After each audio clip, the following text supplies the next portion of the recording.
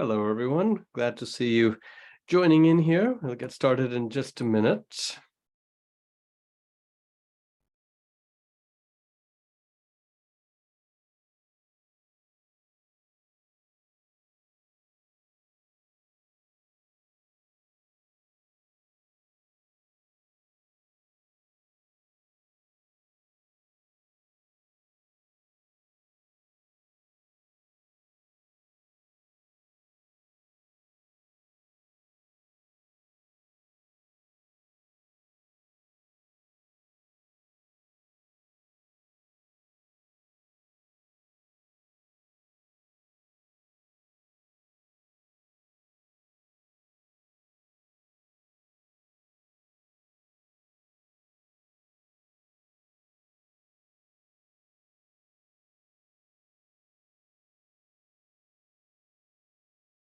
We'll give folks a couple more minutes to join here, and then we'll get going with the introductions and so forth. And thank you again for making the time.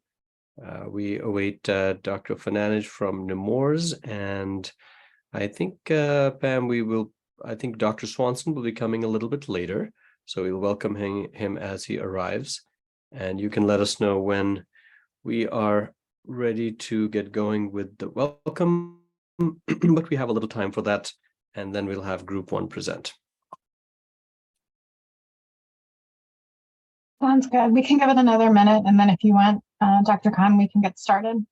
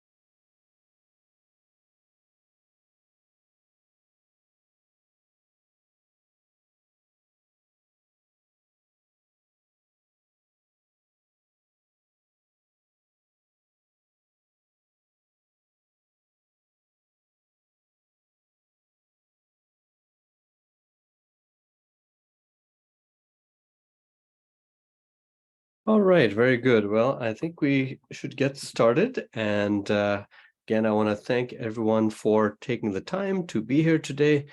The presenters and the judges and the audience, we're looking forward to a robust discussion on our what we informally call Research Shark Tank. So this idea first came about several years ago at a Delaware Health Sciences Alliance meeting, where one of the board presidents suggested that we may want to have a venue for an opportunity like this, which isn't really covered by several of the other research opportunities.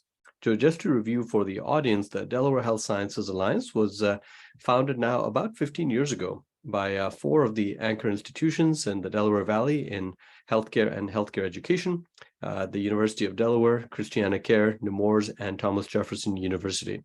And over time, our group has grown to include many others as well, including the Philadelphia College of Osteopathic Medicine, the Delaware State University, Bay Health, BB, and the Delaware Academy of Medicine, Delaware Technical and Community College as well. So we have lots of representation from across the spectrum of the Delaware Valley. And one of the key aspects of this particular opportunity is to do several things. One, to focus on research that matters, to focus on projects that we can work on together, and the emphasis is together. One of the requirements is that applicants must demonstrate collaboration and commitment from a minimum of 2 DHSA institutions. And as you will see, as the audience will see, all of the applicants today are collaborating across these institutions. So today, for example, we have represented in our applicant pool, one of the most diverse applicant pools so far. We have folks from DSU, from PCOM, from Christiana Care, the University of Delaware, Nemours, BB. So we have lots of representation from across the DHSA spectrum. We have many research opportunities across the Delaware Valley in either case, which this augments and supplements. So in addition to the institutional opportunities, we have several large NIH-funded grants. Interestingly, the DHSA was first put together many, many years ago to respond to an NIH federal grant opportunity for a CTSA award, a Clinical Translation Science Award. And we were actually successful years later in securing a CTR award, which is called Excel in our present iteration. And several of you, I think, were at our annual research conference last Monday, which I co-chaired along with several of my colleagues. And so we have our CTR program, we have our Delaware IMBRI program, we have several other opportunities. But I think this one is unique because this allows for, encourages, requires collaboration among our partners, and it narrows our theme to something we all care about in the area, which is population health for this year. That's our theme. So I'd like to turn it over to our judges for some introductions. And what I might do is I might start with the first judge that I can see on my screen.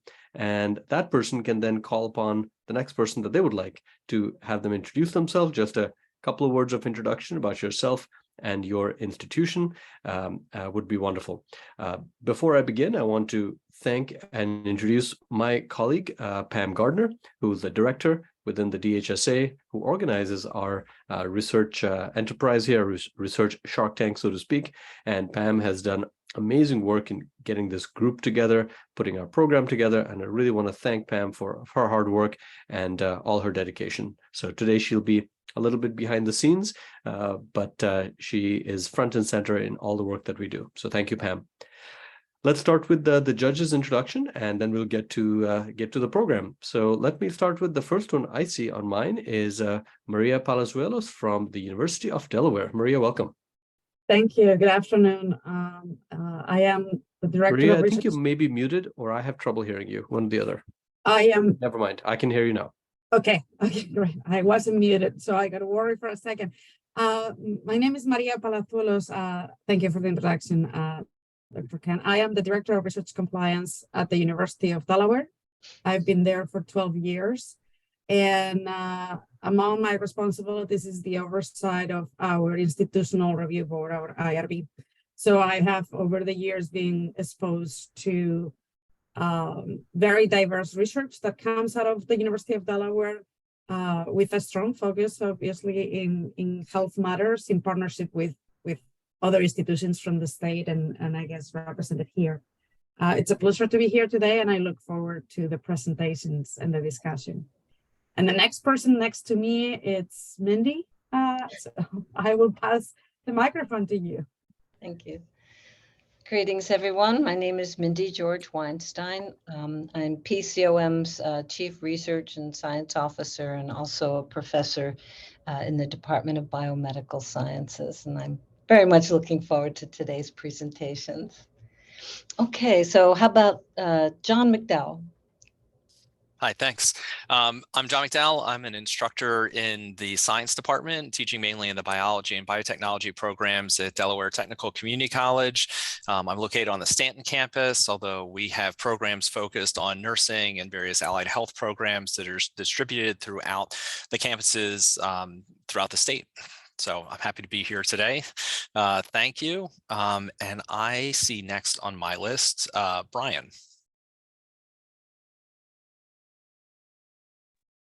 Hello there. I didn't know if I should have my video on. But anyway, Brian Levine. I am the Associate Chief Academic Officer in the DIO at Christiana Care, an emergency physician by training. And I oversee graduate and undergraduate medical education here, which includes over 30 residencies and fellowships and over 750 medical students every year. So I appreciate the offer for being here. I'm excited to hear these presentations. And next I see Rishi. Hi, good afternoon. Thank you. Thank you to the DHSA for inviting me. My name is Rishi Sawhney. I serve as medical director of the Bay Health Cancer Institute. I am a practicing hematologist and medical oncologist and have been here at Bay Health for 16 years now. Actively involved as a faculty lead for our internal medicine residency, involved in resident medical student research, and soon to be associate program director of a HemOnc fellowship program that we are launching in 2024. I also have the opportunity to sit on the advisory council for the Delaware Cancer Consortium with a strong focus on population health. Very excited to hear our abstracts today. And is there anyone left? Is there Vicky? There you go. You got it, Rishi. The last one is always the toughest one since you have to pick out, Right. who's Make sure I was left. paying attention. That's all I can say. So we're doing research week this week. So I'm running from one thing to another, and then my Zoom updated and I couldn't find my link. But anyway, I'm Vicky Pananage. I'm Executive Director of Research for Nemours, and happy to join as a panelist for, I don't know, 4th or 5th time. Thank you very much, Vicky. And thank you everyone for taking the time today. It's wonderful to see this group. And I hope that you all enjoy the fact that we are so fortunate to be in Delaware and in the Delaware Valley, where we can essentially get groups like this together and work on things which matter to all of us across the health system.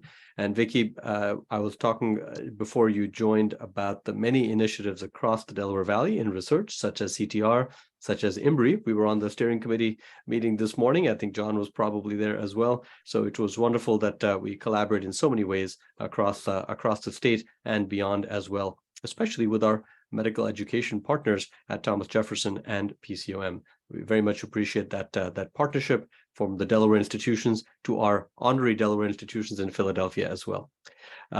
We'll get going here with our presentations, and we're right on time, in fact, a little bit early. Pam, would you like to review for us the groups and maybe what group 1 is, and we can get started there. Sounds great. Good afternoon, everybody. I'm Pamela Gardner, Director for DHSA. So we will have our groups this afternoon presenting. Group 1 will be a collaboration between BB and the Philadelphia College of Osteopathic Medicine with a focus on breast cancer disparities in Sussex County and Latino and Hispanic communities. Group 2 will be a collaboration between Delaware State University and Christiana Care with a focus on credible messenger intervention. Group 3 is a collaboration between Nemours and Christiana Care with a focus on professional sustainability.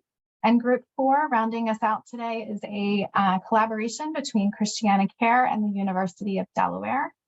Breast cancer disparities and personalized prevention. I do just want to highlight that we do recognize that other groups and institutions are represented in our partner and member presentations. We have called them out specifically by DHSA member collaboration.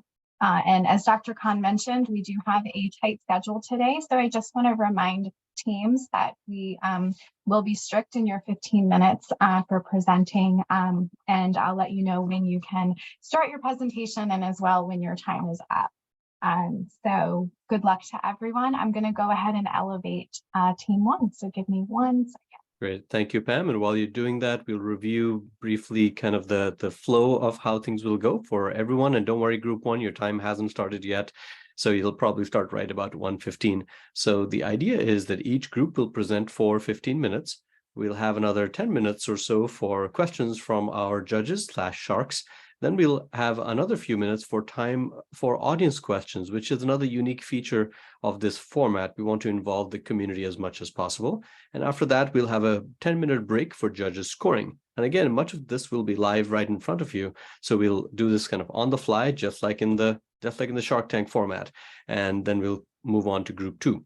So for group 1, we're going to start with our colleagues from PCOM and BB. And this group submitted a proposal, which is by Kiran Begum, who is a third-year medical student at PCOM, in collaboration with Dr. Ryan Arias at BB Healthcare and Dr. Jeffrey Hotoff at BB Healthcare. So whenever that group is ready to get going, they can begin. Thank you very much and good luck. All right, group one, your time starts now. Thank you. Thank you. Thank you very much, Dr. Han, and all the members today for giving us a chance to speak. We are very happy to be here. I'm presenting for Group 1. Membership organizations are PCOM and BB Health Center. I have Dr. Arias here with me, who is a practicing family medicine and OMM physician at BB, and Dr. Jeffrey Holtoff, who is not here today, and he is also part of our team. So I just wanted to start off today by sort of explaining kind of my vision behind what started this research project. So I was one of the 5 students who completed the entire 3rd year of medical school, all of my rotations at BB. This was the first time BB was able to do this type of experience for PCOM students, and I was one of the first 5. So I started back in July. July of last year, I started my first rotation was cardiology, and I just ended recently with family medicine, and everything in between was done either at BB Hospital or BB affiliated outpatient clinics. So I noticed right away that anywhere from the local Acme, any grocery store, the beach, the boardwalk, my favorite Hopkins ice cream creamery, local ice cream place, there was a very, very predominant Hispanic population, which caught me off guard coming from, 2 years in Philadelphia, and prior to that, being a Maryland resident. So I was not aware of the ever-growing Hispanic patient population here in Southern Delaware. That was a huge surprise to me, but it was very evident. Right away, I could tell that, there's a very, very predominant Hispanic patient population in the community. Going into hospital and clinic every day, I noticed that there was hardly any Hispanic patients coming in to see the family doctor, see the cardiologist, see the family medicine is coming to get healthcare appointments. So that became most it really stood out to me actually in my breast surgery rotation. All of the patients were Caucasian females. I can count on one hand the number of patients of color, and that's including African American, Hispanic, and non-Hispanic patients. And so that's when it first stood out to me that the population is here, the people are here, and BB was doing a phenomenal job of recruiting physicians and healthcare providers of color. Dr. Arias is a perfect example here, being of Hispanic background as well. And so that was something that I noticed right away. BB was taking the first step in addressing healthcare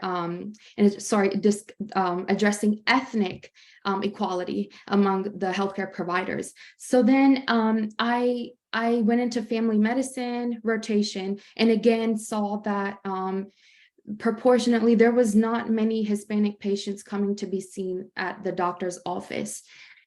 So then I talked to some Hispanic and Spanish or non-Hispanic Spanish-speaking healthcare providers, Dr. Arias himself, some of the Spanish interpreters that I became acquainted with throughout the year at BB, and some Spanish-speaking community health social workers I met in the hospital as well.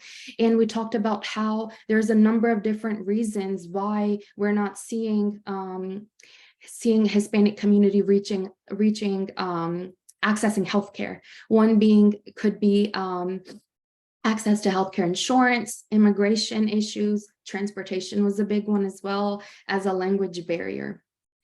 So then having all this information, the next step was what to do with it. And that's when we we reached out to LARED, which is a federally qualified healthcare organization. They receive funding from federal organizations such as Department of Health, Health Social Services. They received a grant to hire nurses that actually follow up with Spanish-speaking families, patients, to help them with not only setting up appointments, but also for transportation to these appointments and any type of interpretation that may be needed at the appointment. And also for patients or families that are not qualified for Medicaid, they would help with giving them resources such as Screening for Life, which would help them have cancer screening without any cost. Mammograms being one of them, pap smears, colonoscopies, everything.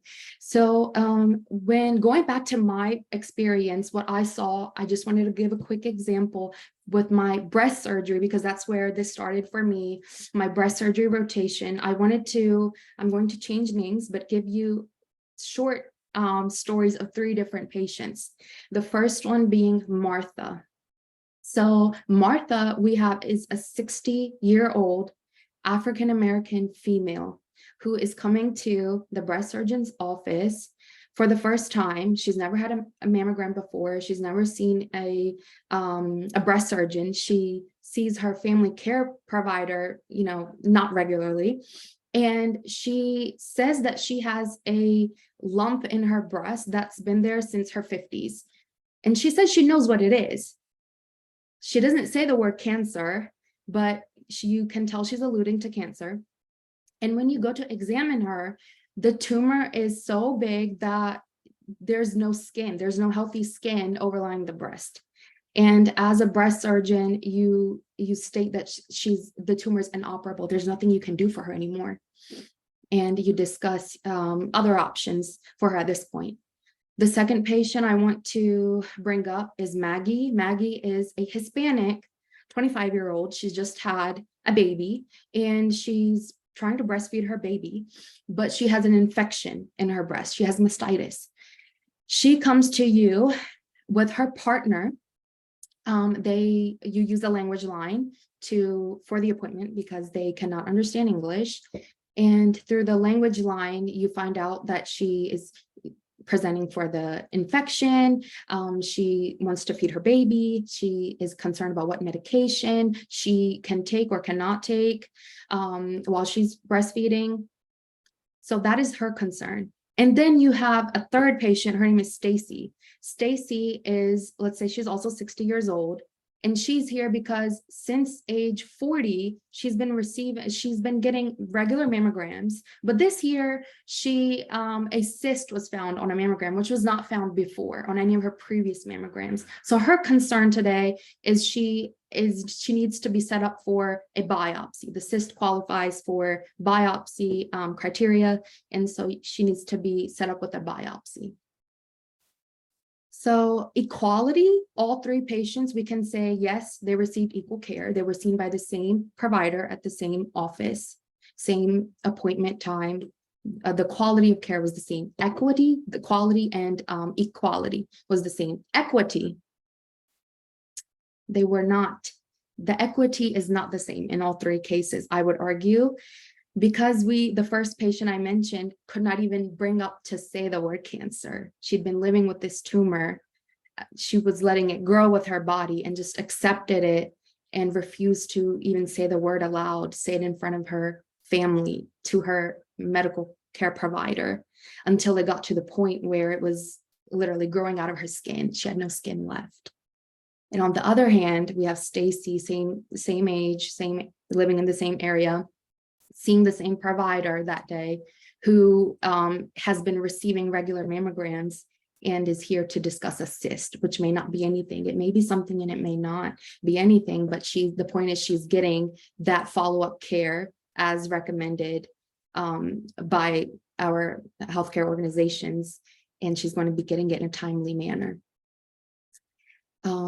So those were the 3, and these are all 3 are cases I actually did see myself. I saw these during my 3rd year rotation. And the names are changed, of course, but they're the extreme examples I can think of and bring to you that that really opened my eyes and inspired me to hopefully bring women in Sussex County in this area to the level of Stacy, our Caucasian 60-year-old patient who was meeting her healthcare recommendations of getting the regular mammograms, and who was able to see that cyst almost immediately or as soon as possible, and who will be following up on that cyst with the proper testing and imaging. Dr. Arias, would you like to add anything?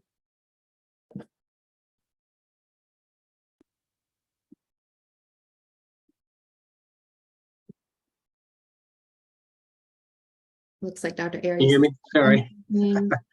Sorry, I'm terrible Yep. with you. Yep, we can hear you now. All right. So I guess, those are 3 very powerful examples that student Dr. Bedlam here gave us. And when she came to me and Dr. Hotoff about this, being of his Hispanic background, in my former program, I had a very hardy Hispanic population. And there was only one way that happened. And to be honest, that was through word of mouth, that I spoke native Spanish, that I can talk to them in their native language. And here at BB, we are doing our best. We have a residency clinic here at Long Neck that I'm a core faculty of. And so one of the goals of a family medicine residency program is to meet the needs of the community. And each one of those examples that she gave was a pure example of access, follow-up, and determinants of social health. And all of those can be improved by indwelling primary care that is keeping a track of a population that normally doesn't have the ability to do so. And so she came to me and Dr. Hotoff about this idea, and I mean, we just couldn't say no. To have the ability to even begin to reach out to this population, to incorporate them into a system that is expanding, that is helping people every single day of their lives, with a breast program that is certified nationally and is in piloting now. One of the biggest changes in breast certification in the past decade would be instrumental in what that student Dr. Belgium wants to do. So, with your critiques and all of your expertise, I mean, the allocations, the funds would certainly not go to waste and would be integrated through various places to a community, to connect to a community that really needs it.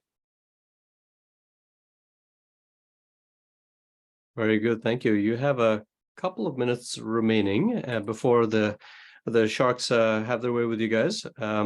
I would suggest to very quickly tell us, what is your program? What is the research? And what do you plan to evaluate? You have about 1.5 minutes for that, because that will come up in questions. Yes, for sure. I can tell you really quickly, Dr. Arias and I have been thinking about exactly what Dr. Hahn just mentioned, and we collectively thought that the best way to get to this population, Hispanic patients specifically, is going out into the community in places such as churches and holding either a community educational, not fair, but like a presentation, maybe getting Spanish speaking community members, maybe some medical professionals as well. I plan on being there as well, and sort of having community members in the community itself get this information and to spread medical awareness, as well as to address any questions any members of the community may have, any of the women, their family members. That's what we plan on doing. And the route that we'll take, BB has mobile buses that can provide transportation out there. And they still, I think it's every Tuesday or Thursday afternoons on half days, go out to local communities and provide free screening exams. So that will be the method in which we get there and start to provide those. The allocations, the funds, those will all be directed towards pamphlets, towards constructs of media, large, small, and then specific outreach, maybe even hooking up with Lored to see how they fund their nursing program, their outreach program, and institutionalizing that at BB would be another place where we could allocate those funds. Very good. Thank you both very, very much. Really appreciate your time and effort here in putting together this proposal to present to us. And Pam, I think we are ready to go to questions from the Sharks. So we have 10 minutes for questions from our judges. Anyone can jump in or raise your hand, and I'll try to recognize that and recognize you like that and call on you. I can start. I think it's noble. I think this has definite promise for education and the community, but I'm still not quite clear of where the research stands. Like, what exactly are you trying to study? What are you, and they're trying to figure out the route on which you would do that. It just doesn't seem totally clear. Although I love the objective, it just doesn't seem clear from a study standpoint where you're going.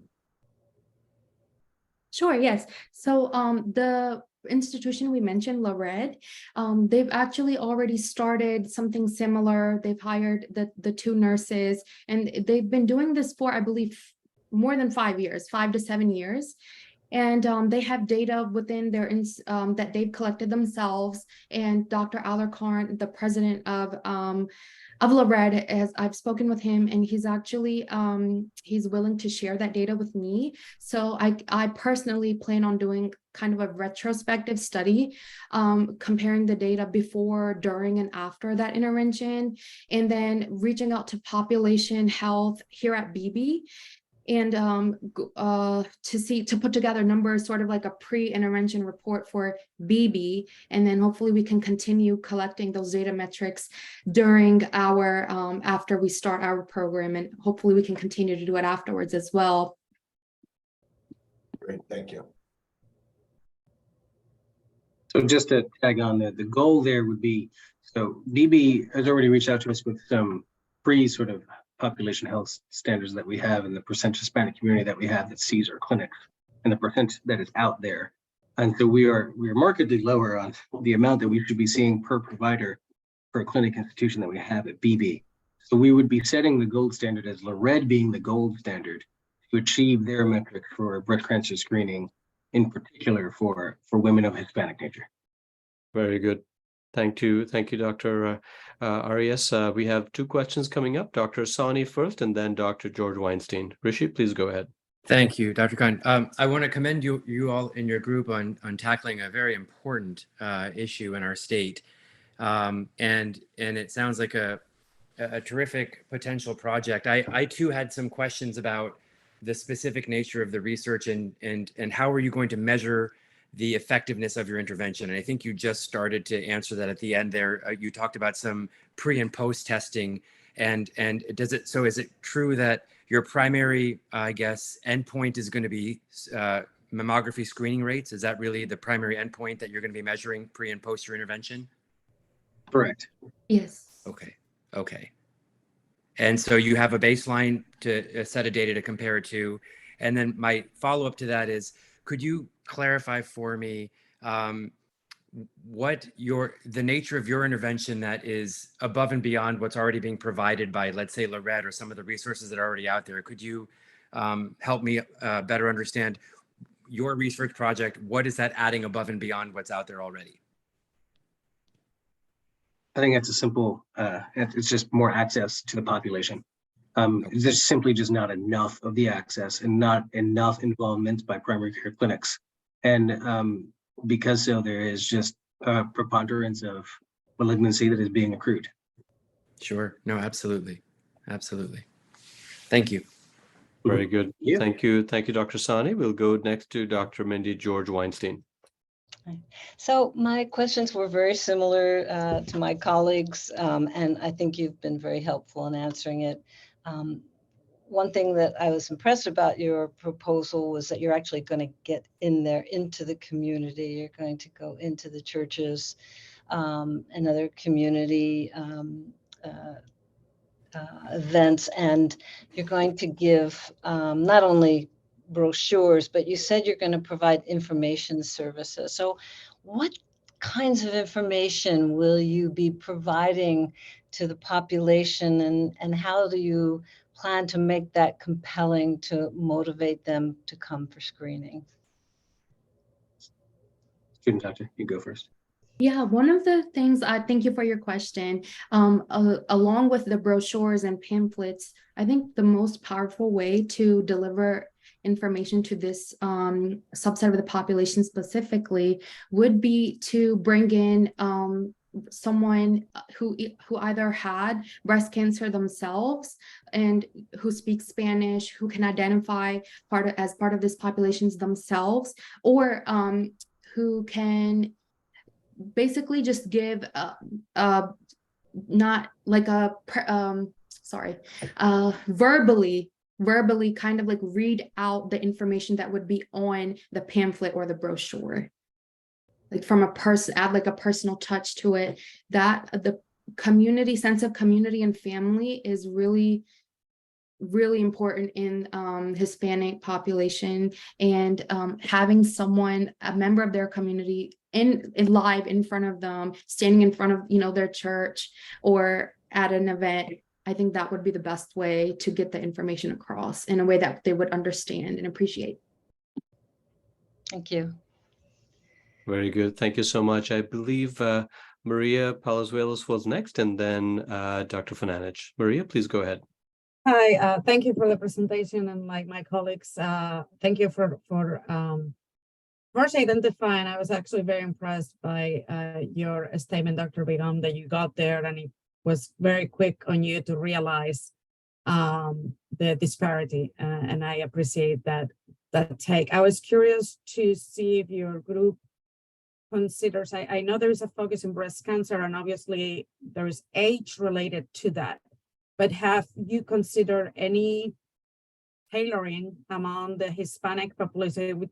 We talk about Hispanics in a very broad umbrella, but have you either observed disparities within Hispanics based on age or origin or education level? And is your program intended to address, even in a more tailored way, any of those?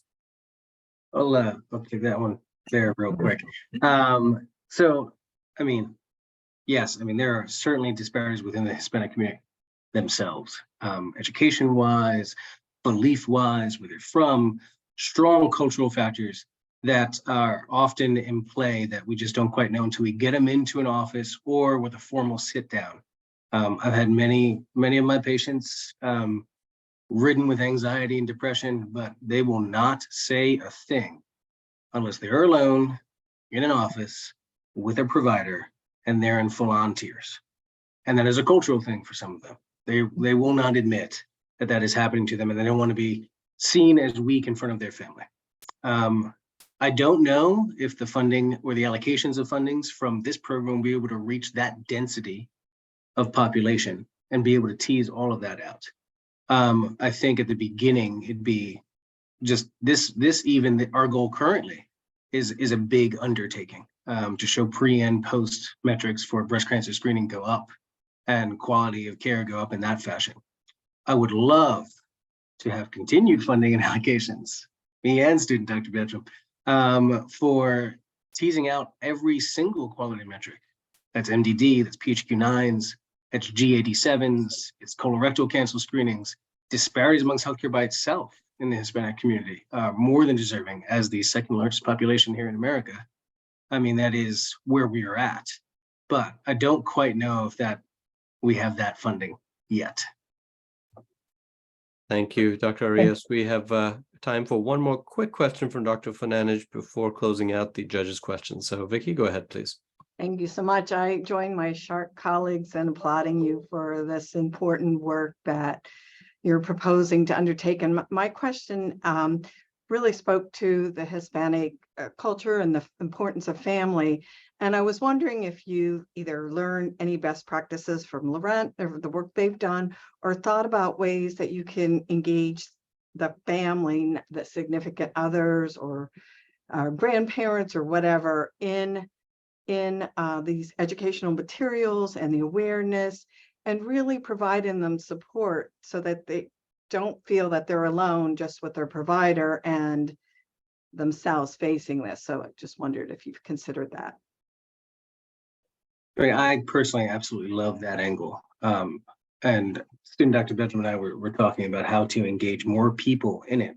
And for sure, a family-oriented approach is definitely necessary. Some of the trickier things is we have a large migrant farm worker population here. So getting a whole family in at one time is a little bit difficult. That'll have to be done more in a mobile clinic kind of setting. But yeah, I mean, trying to include as many people in the decision-making tree. There's a lot of matriarchs and patriarchs still residing within a Hispanic culture. So getting them involved and having them be a part of just simple basic decisions often goes a very long way into helping provide quality care. Well, thank you so much. I see some hands up, but I assume those are from before, from the judges. So we will go to the members of the audience or members of the public. If they have any questions, we'll give you a couple of minutes. I don't see anything in the chat at this point. But if folks from the audience would like to ask a question, please go ahead and raise your hand.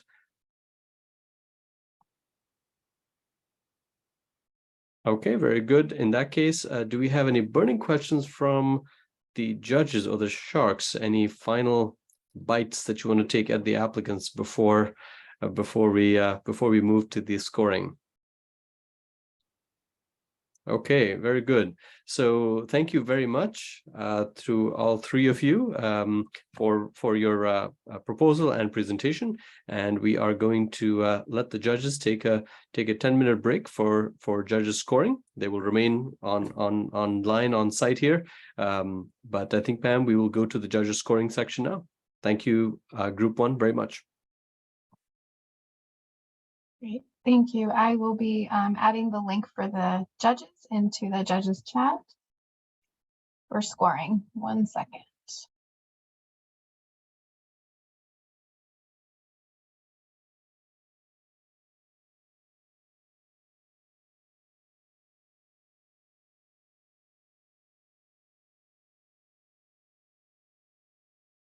And judges, you should have that link now. There you go. It's a simple online link. And just for the members of the audience, frequently science happens kind of in some aspect of isolation as well. Your proposal gets scored. People, talk about it behind closed doors sometimes. But we want this to be interesting and transparent a process as possible. If the judges wish to discuss things just as they do in the real Shark Tank on TV, and you have things to share, that's what the discussion is about. You can feel free to discuss or say something that you would like, except if something is confidential or relates to the usual matters that we do not discuss in open forums, such as salaries and individual personnel matters. Aside from that, if you wish to discuss the merits of the research with other judges, you can feel free to voice that, or you can just feel free to put your scores in the form, whichever you prefer.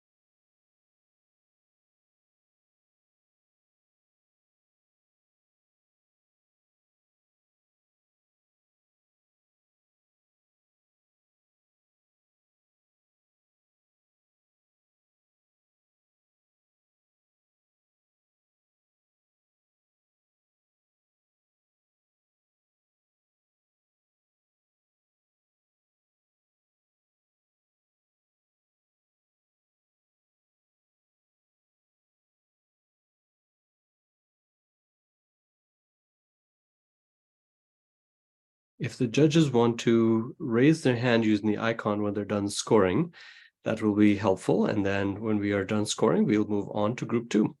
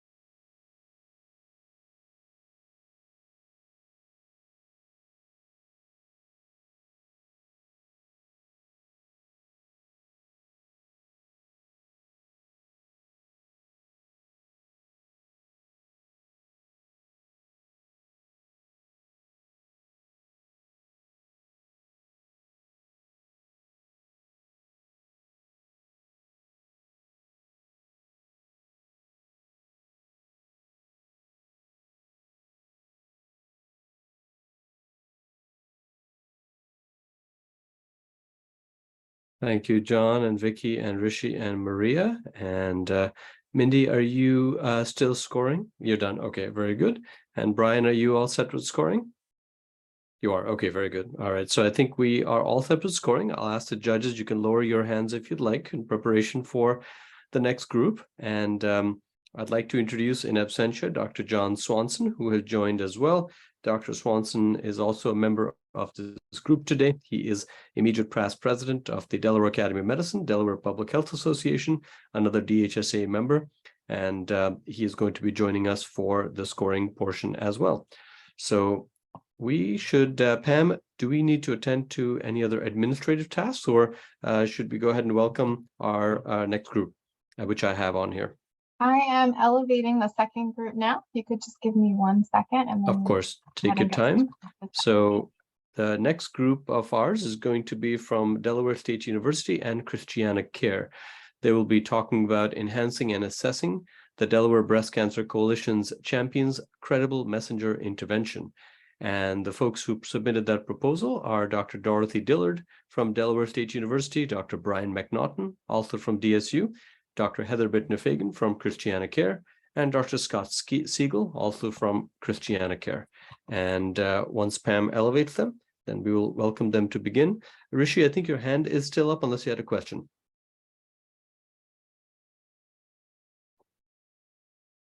No, sorry, I'll put it down. Okay, no worries. Thanks so much. And Dr. Khan, at this time, we are ready for the second group to go ahead and begin. Best wishes to all, and your time begins now. Thank you. Thank you. Good afternoon, all. I'm Dorothy Dillard. I am the director of the Center for Neighborhood Revitalization and Research at Delaware State University, and I'm also serving as the Community Engagement and Dissemination Core Lead for our newly funded Interdisciplinary Health Equity Research Center.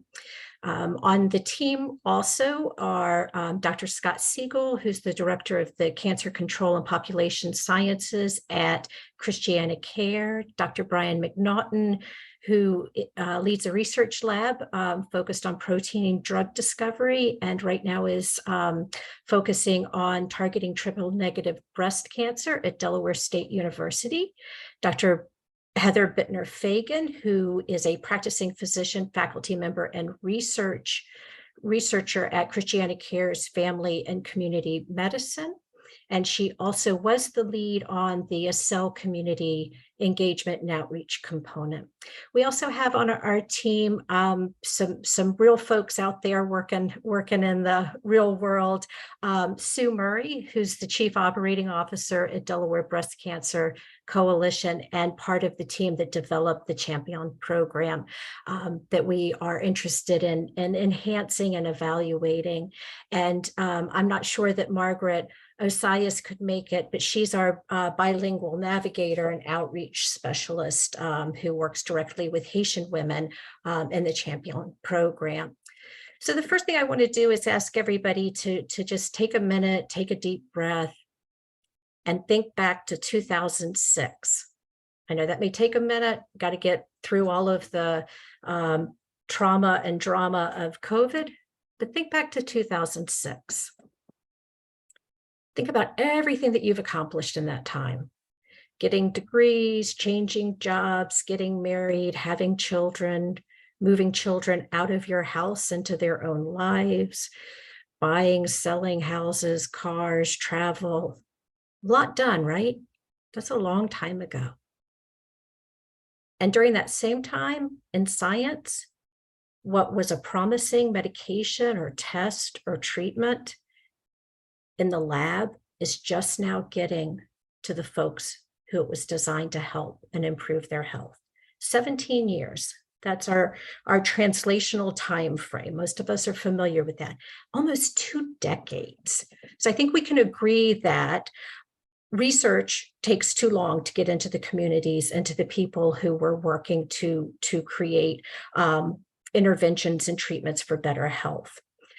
Our team has been working together talking about how to address some of those issues, and we believe that we can contribute to reducing that translational time frame by building direct relationships between lab scientists and communities, that we can begin to reduce some of the barriers that kind of prohibit sometimes our findings through research aligning and serving and being responsive to community. And we can also reduce some of the distrust of science, justifiable distrust of science and the medical world from communities, particularly non-white communities, lower income communities, communities of color.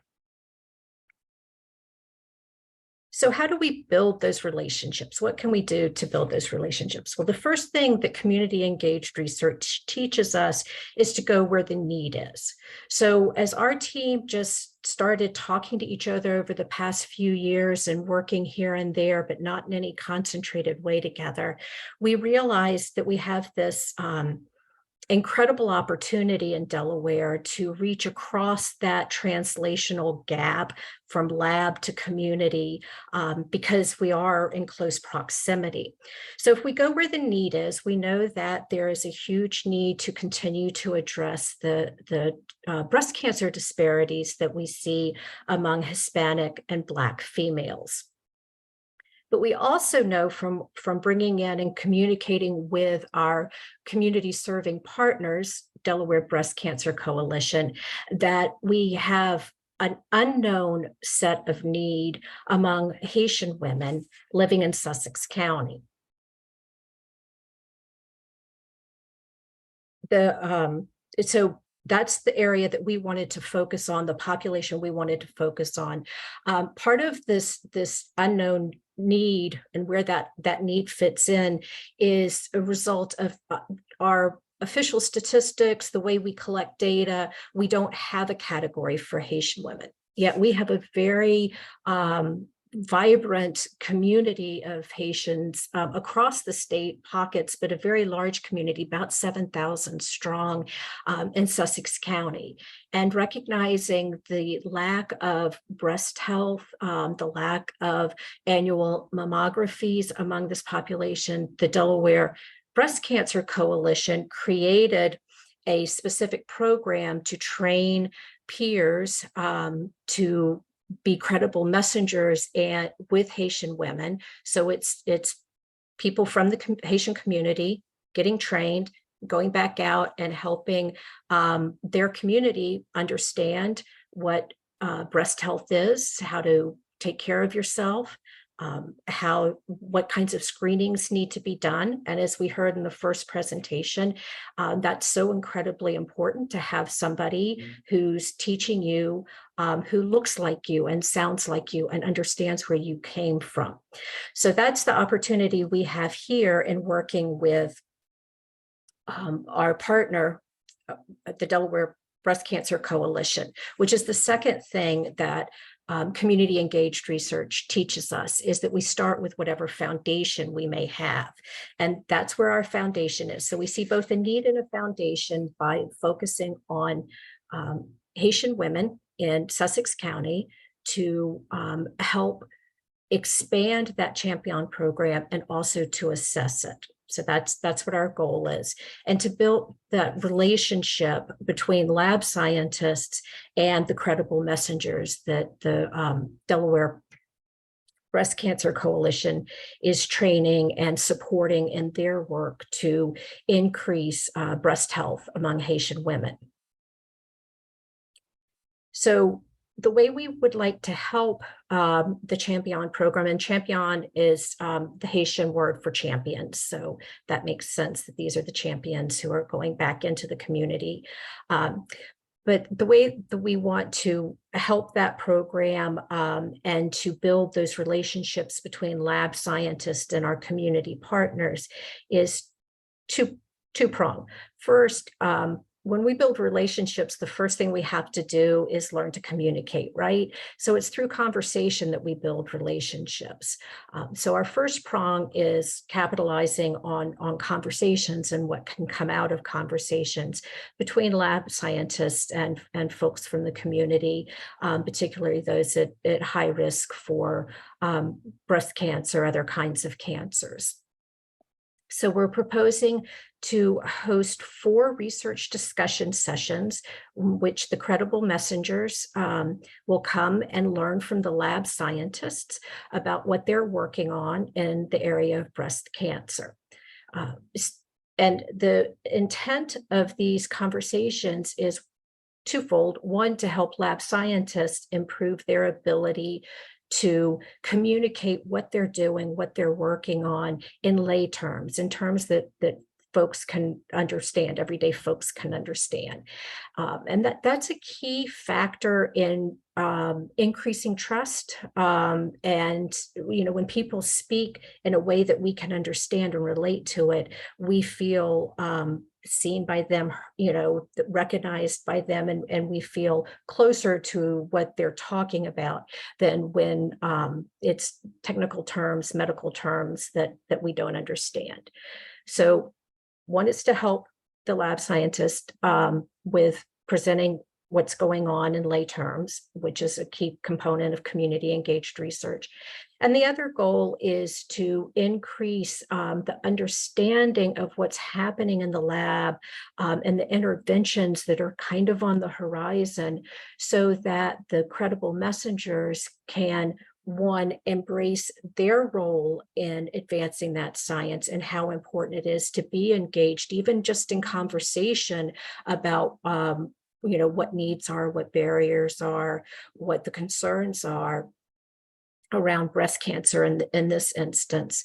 And that they can also take that to the folks that they're working with, so that we can engage more people in research, have a better, you know, sets of samples, and get at all those different characteristics that may be affecting the disparity that we're all working to reduce.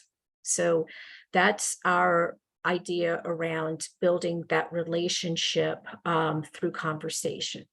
And the other really important way to build relationships is through collaboration, mutually working together on mutually beneficial projects.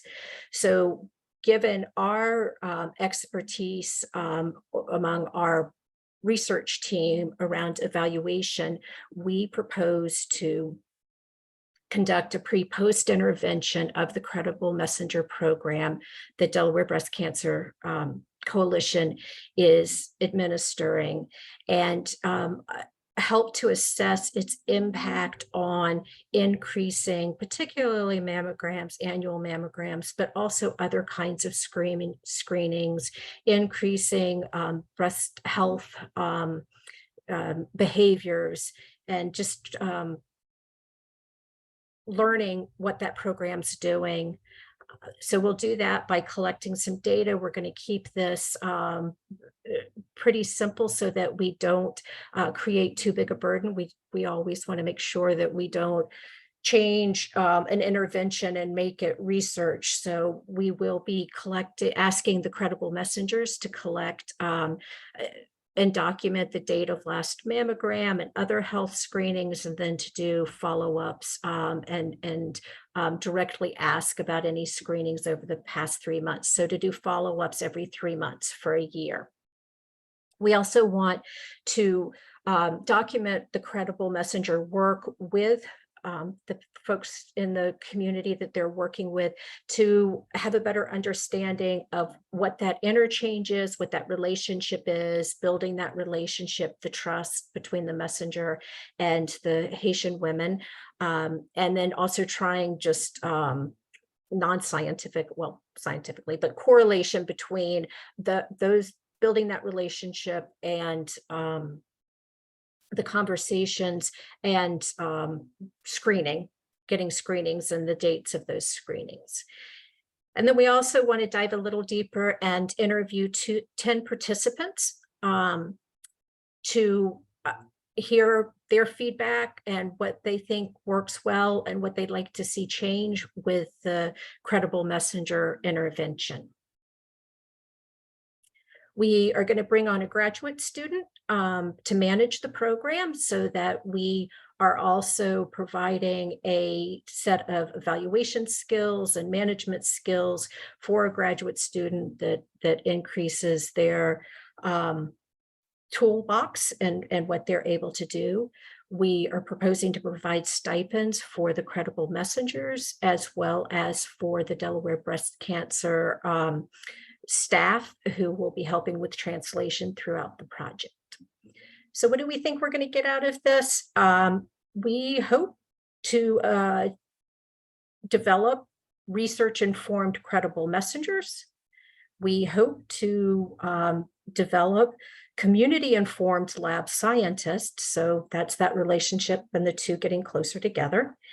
We hope to provide, to strengthen the evaluation skills and processes with one of our community serving organizations, the Delaware Breast Cancer Coalition. As I mentioned, we'll enhance community engagement and evaluation skills, project management skills of a graduate student. We will build on and continue the relationship among the researchers on our team, Christiana Care and Delaware State University, as well as our community serving partner. And that's really important because we need those relationships to be evolving and developing continually, because it's a key to speedy responses to grant applications. Writing a grant is no time to try to grab and find a partner and build a relationship. It also helps the conversation continue so that we create ideas like this one together. It's key to, those partnerships are key to researchers having the information they need about community needs, values, cultural differences. And we believe it's also a key, building that relationship, nurturing it, to shortening that translational time from lab to patient. So thank you so much. Your time has come to a close. Thank you so much, Dr. Dillard, on behalf of your other panelists, your other proposal writers as well. Very much appreciated. We are open for questions. We are open for 10 minutes for the judges, sharks, to ask some questions of the team. And I see that the rest of your team from DSU and Christiana Care are here as well. Dr. Sani, I believe, is first. Rishi, please go ahead. Oh, thank you. What a terrific research idea, and and increasing engagement of community and ethnic minorities and research and advanced research is kind of an underrated but super important way in which we can really make a difference. And so I applaud the project. I thought it was very well explained. It sounds very exciting. A couple of questions or thoughts. One is, when you're talking about this bench to bedside bottleneck of 17 years, and it is a real problem. As I was listening to you describe your project, it seemed to me like one of the ways to really try to move the needle on that would be to take what you're doing and increase minority representation in clinical trials. So was that concept discussed by your group as a goal or potentially some sort of an endpoint or metric to look at after these sorts of interventions? I would say that our goal is to kind of prime that pump more than actually achieving that outcome within the context of this project, because for us to increase minority representation in clinical trials, we need to reduce the mistrust. And so we believe that by having those interactions, we can begin to reduce the mistrust and communicate to the community folks and the credible messengers the importance of their participation in research, however that may play out. That's great. And my second quick question is, this concept becomes even more exciting than it already is if it can be applied to other populations and other settings. Do you see your project as having the kind of legs to be able to do that if this is successful? So that was one of the accomplishments, one of the two accomplishments I didn't get to, that we hope to have through the evaluation, a credible messenger intervention that can be replicated. Wonderful. Thank you. Very good. Thank you so much. Maria Palazuelos is next, and then Dr. George Weinstein. Maria, please go ahead. Thank you so much for the presentation and an exciting project. I appreciate very much the notion of basing your work on the foundation that it exists. And I apologize if I missed the scope. I realize you mentioned there is about 7,000 women in this particular group, right? I wouldn't be able to pronounce it, of Haiti descent that could benefit, but I didn't get a sense for the scale of your credible messengers. If they already exist and you plan to train them better or more completely in a science, and how many of those do you have already? So I'm gonna, one just for clarification, the Haitian community in Sussex County is about 7,000. So that's the entire community. I'm gonna ask our community partner, Sue Murray, to address, the program already exists, so we want to enhance it and bring scientists and credible messengers closer together. But Sue, how many credible messengers do you have now? I can give you an idea. The pilot took place last calendar year, and we still continue to work with those ladies. Probably out of the 20 trained, about 5 stay very tight into, continuing to go out and educate. So I would say 5. And then our Margaret Osias, who couldn't be on, she is also, a credible messenger, because she's the one who was very active, involved in the training and the focus groups, and continues to call on those ladies. So hopefully that's helpful. It is. Will your program help in expanding credible messengers base at all? There's a room in there or not really? I mean, I know you're building on the credible messengers. Will the program help to increase that base? Yes, I would think that it would.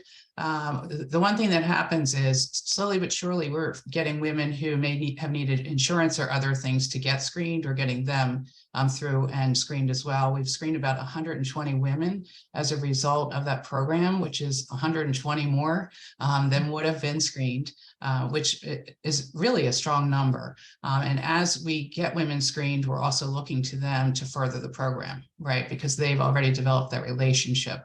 And that is the key, really, is to get the trust and the education there. And then that leads the path forward. So Thank you. Very good. Thank you very much. And Mindy, would you like to go ahead with your question? Sure. So this is a very interesting proposal and quite different from what I'm aware of. So congratulations on that. So my question is, how will you be able to distinguish the effect of integrating research, the latest findings into the dialogue with your community, and offering them $25 to participate in your program? Because as we all know, money is a strong incentive. And so I'm just wondering if you plan basically to set this up in a way where, you know, some of the sessions have research integrated into it and some of them don't.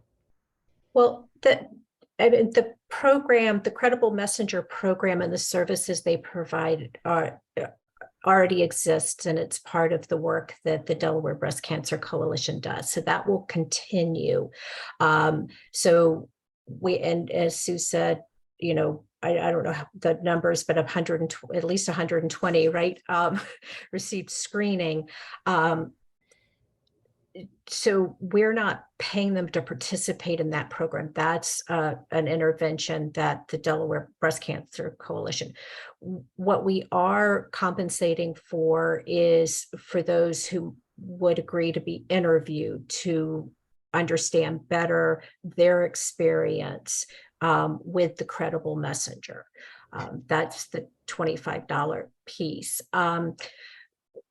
We quite honestly, again, this is really kind of precursor, priming the pump and building those relationships. So we're far from ready to do any kind of rigorous evaluation on the impact of these research discussions.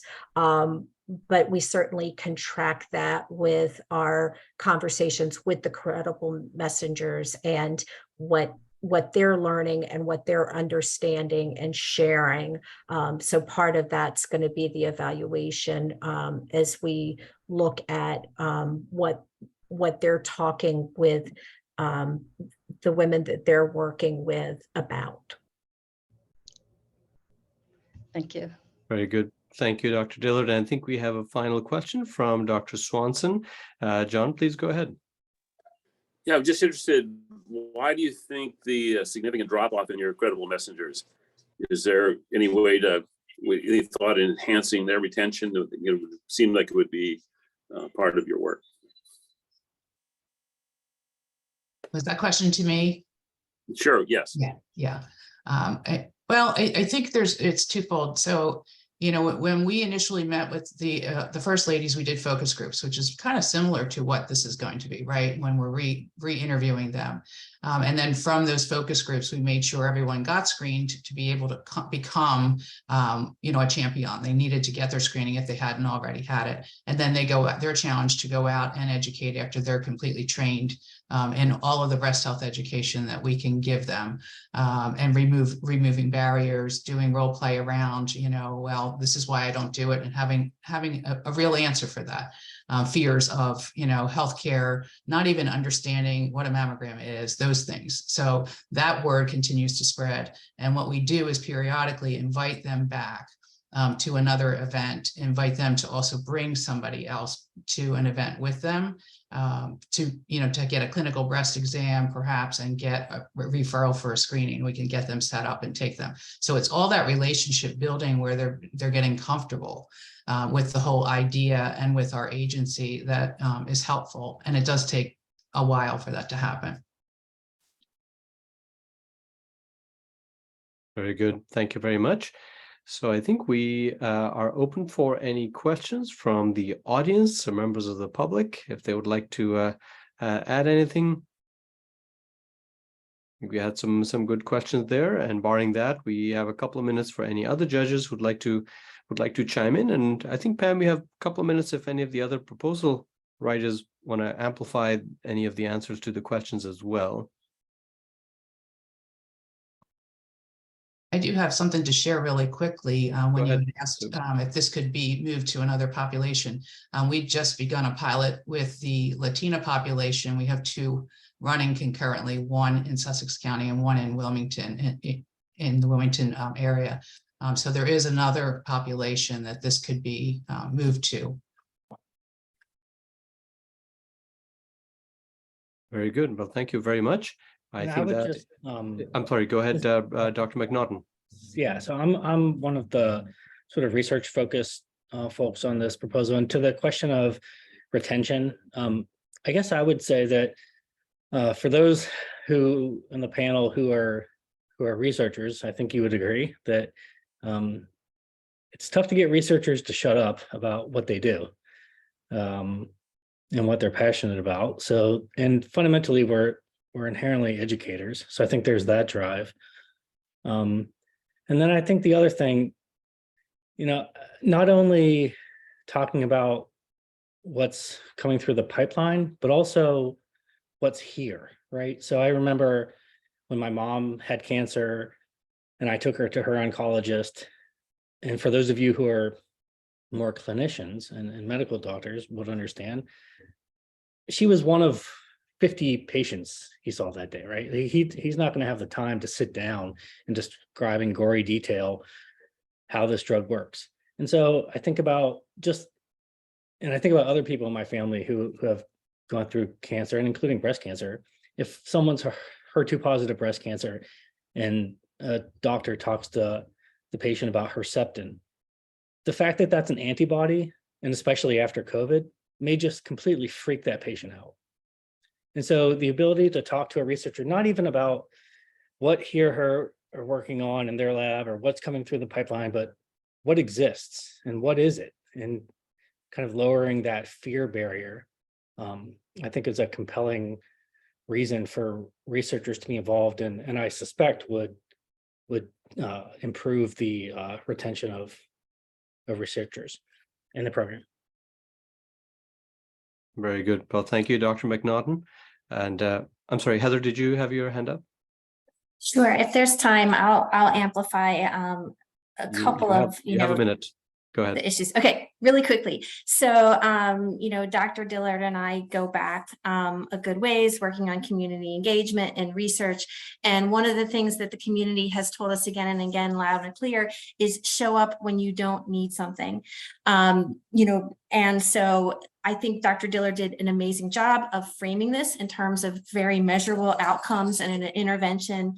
But I want to address, when we think about how to engage, populations made vulnerable, I think projects like this, where we're creating the opportunity for conversations with researchers, are really key, because you're not going to, start with, a population who's, never engaged and have them signing up, for clinical care trials. So I hope that you guys get the message that we are trying to be thoughtful, research focused, but also, trying to show up before we really, really need something to build that trust and connection to the community.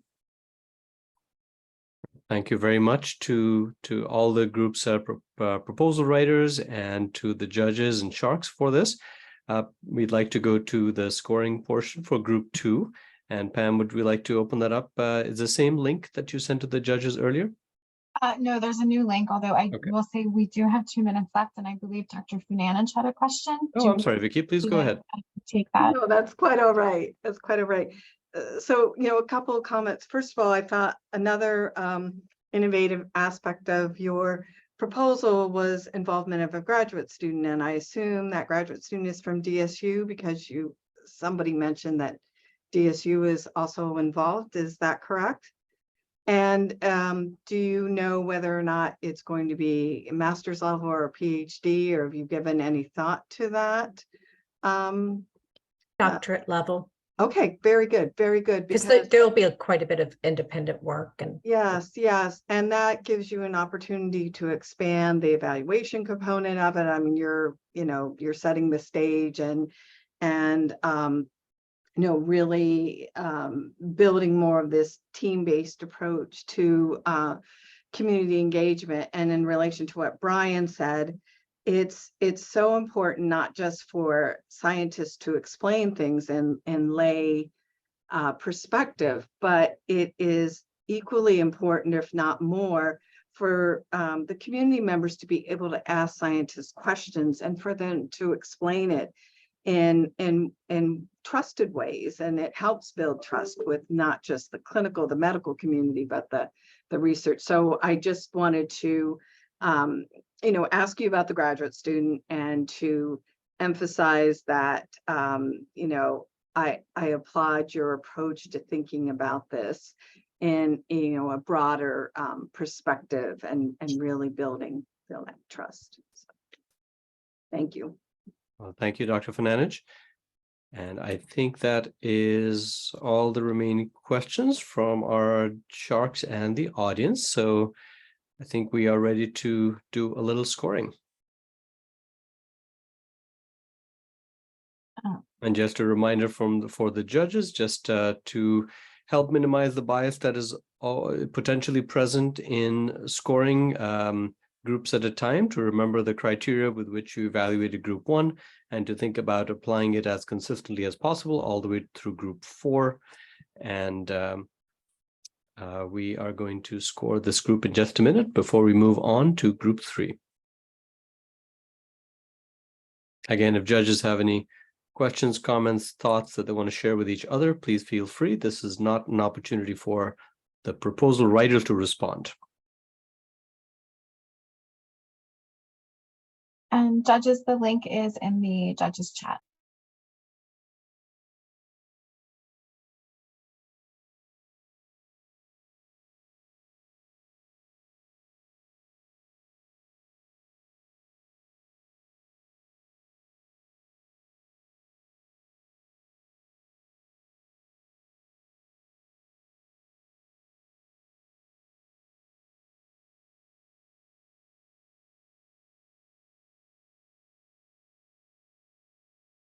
And just so the audience knows as well, you may have seen our scoring rubric, but that is transparent as well.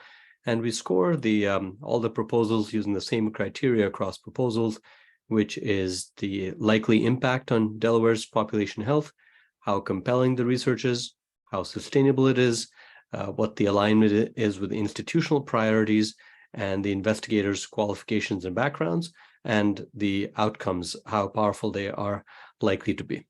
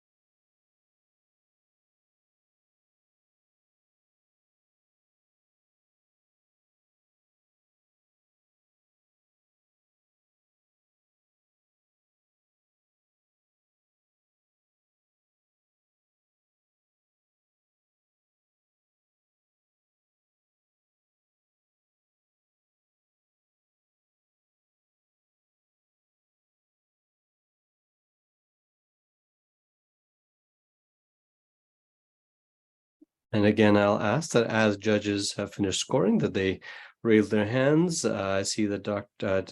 Fananich, Dr. Sani, Dr. McDowell, Maria, Dr. Levine have all scored.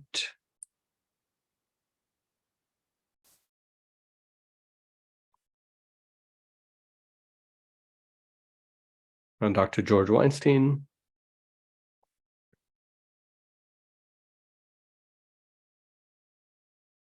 And Dr. Swanson, whenever you're done, you can give a verbal shout out or a raise of the hand, whichever you prefer.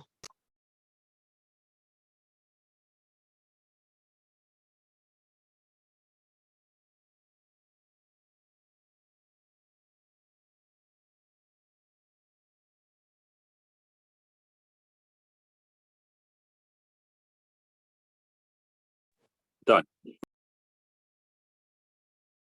Thank you very much. Very good. Well, thank you, judges, for the scoring there. You can lower your hands there if you'd like, and we will go to the next group in just a minute here. That is, I'll introduce them while Pam is elevating them in the Zoom. So this is a group from that is partnering Nemours and Christiana Care and Thomas Jefferson University.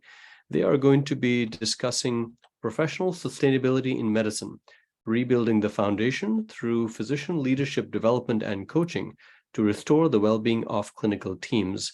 And the PIs for this group are Dr. Maureen Leffler, the Chief Wellbeing Officer for Nemours, Dr. Magda Frazola from Nemours Children's Hospital as well, Dr. John Donnelly from Christiana Care, Department of Medicine, and Dr. Heather Farley, the Chief Wellness Officer for Christiana Care, and Dr. Mark Mason, also from Christiana Care from Psychology, and Dr. Holly Antel from the Peer Support Program at Nemours.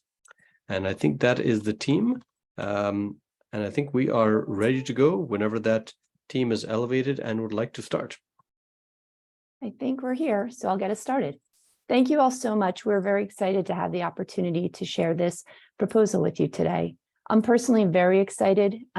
This proposal represents an innovative approach integrating physician leadership development and physician coaching to impact well-being and ultimately patient outcomes. These have been my professional areas of interest and passion for 15 years. And I'm also really excited to work with this exceptional team to put this type of programming into place, coupled with a thoughtful evaluation of how physician leadership can contribute to a culture of wellness. I'm confident that this programming is essential to preventing burnout and promoting clinician well-being, and certain that the time is now to do everything that we can to this end. The sustainability of our workforce relies on it. Burnout threatens the integrity of our healthcare system. The epidemic of burnout is well documented. More than 50% of physicians and nurses report experiencing burnout, which poses an almost incomprehensible risk to healthcare. Burnout harms individual healthcare workers who experience it. 1 in 2 of our physicians and nurses are at risk of the personal consequences of burnout: relationship issues, anxiety, depression, suicidality, substance misuse, abuse. And it is associated with poor patient outcomes, such as suboptimal communication, poor patient experience, and medical errors. Burnout is a precursor to healthcare workers working less hours, leaving their jobs, or leaving healthcare altogether, worsening access to care and eroding health equity efforts. This epidemic has far-reaching harms. Quoting Dr. Chris Sinski, the AMA's Vice President of Professional Satisfaction, burnout manifests in the individual, but originates in the system. Another way to think about this is to consider a koi pond. If one of your fish died, you might be concerned about the health of that individual fish. If 50% of your fish were dying, you would likely focus on the environment, the water temperature, pH, food, the exposure, etc.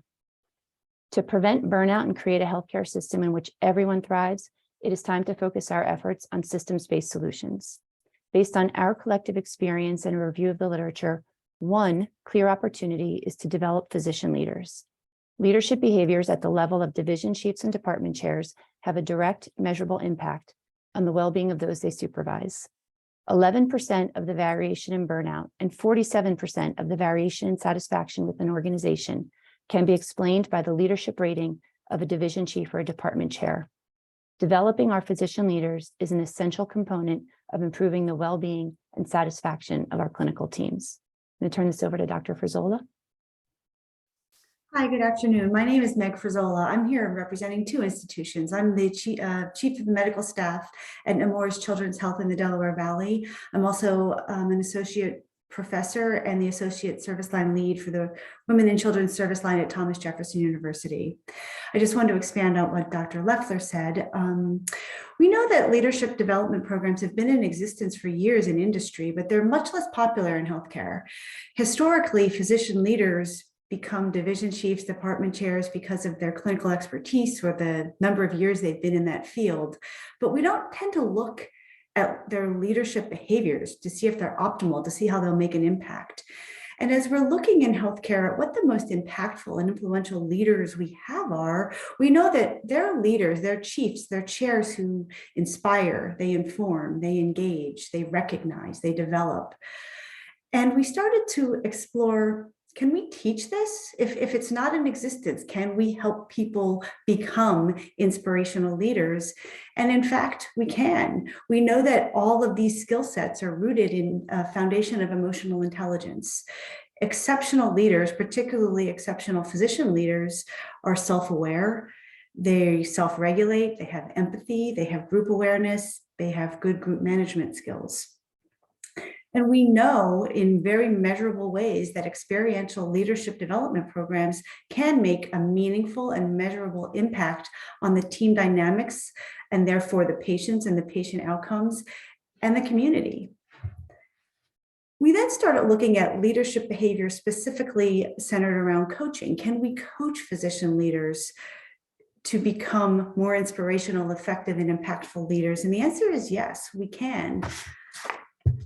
And we know that in studies that have done predominantly at the Mayo Clinic, but throughout the country, that when we have a combination of a physician coaching program that focuses on leadership development, improving leadership behaviors with a foundation of emotional intelligence, burnout has decreased by as much as 17%.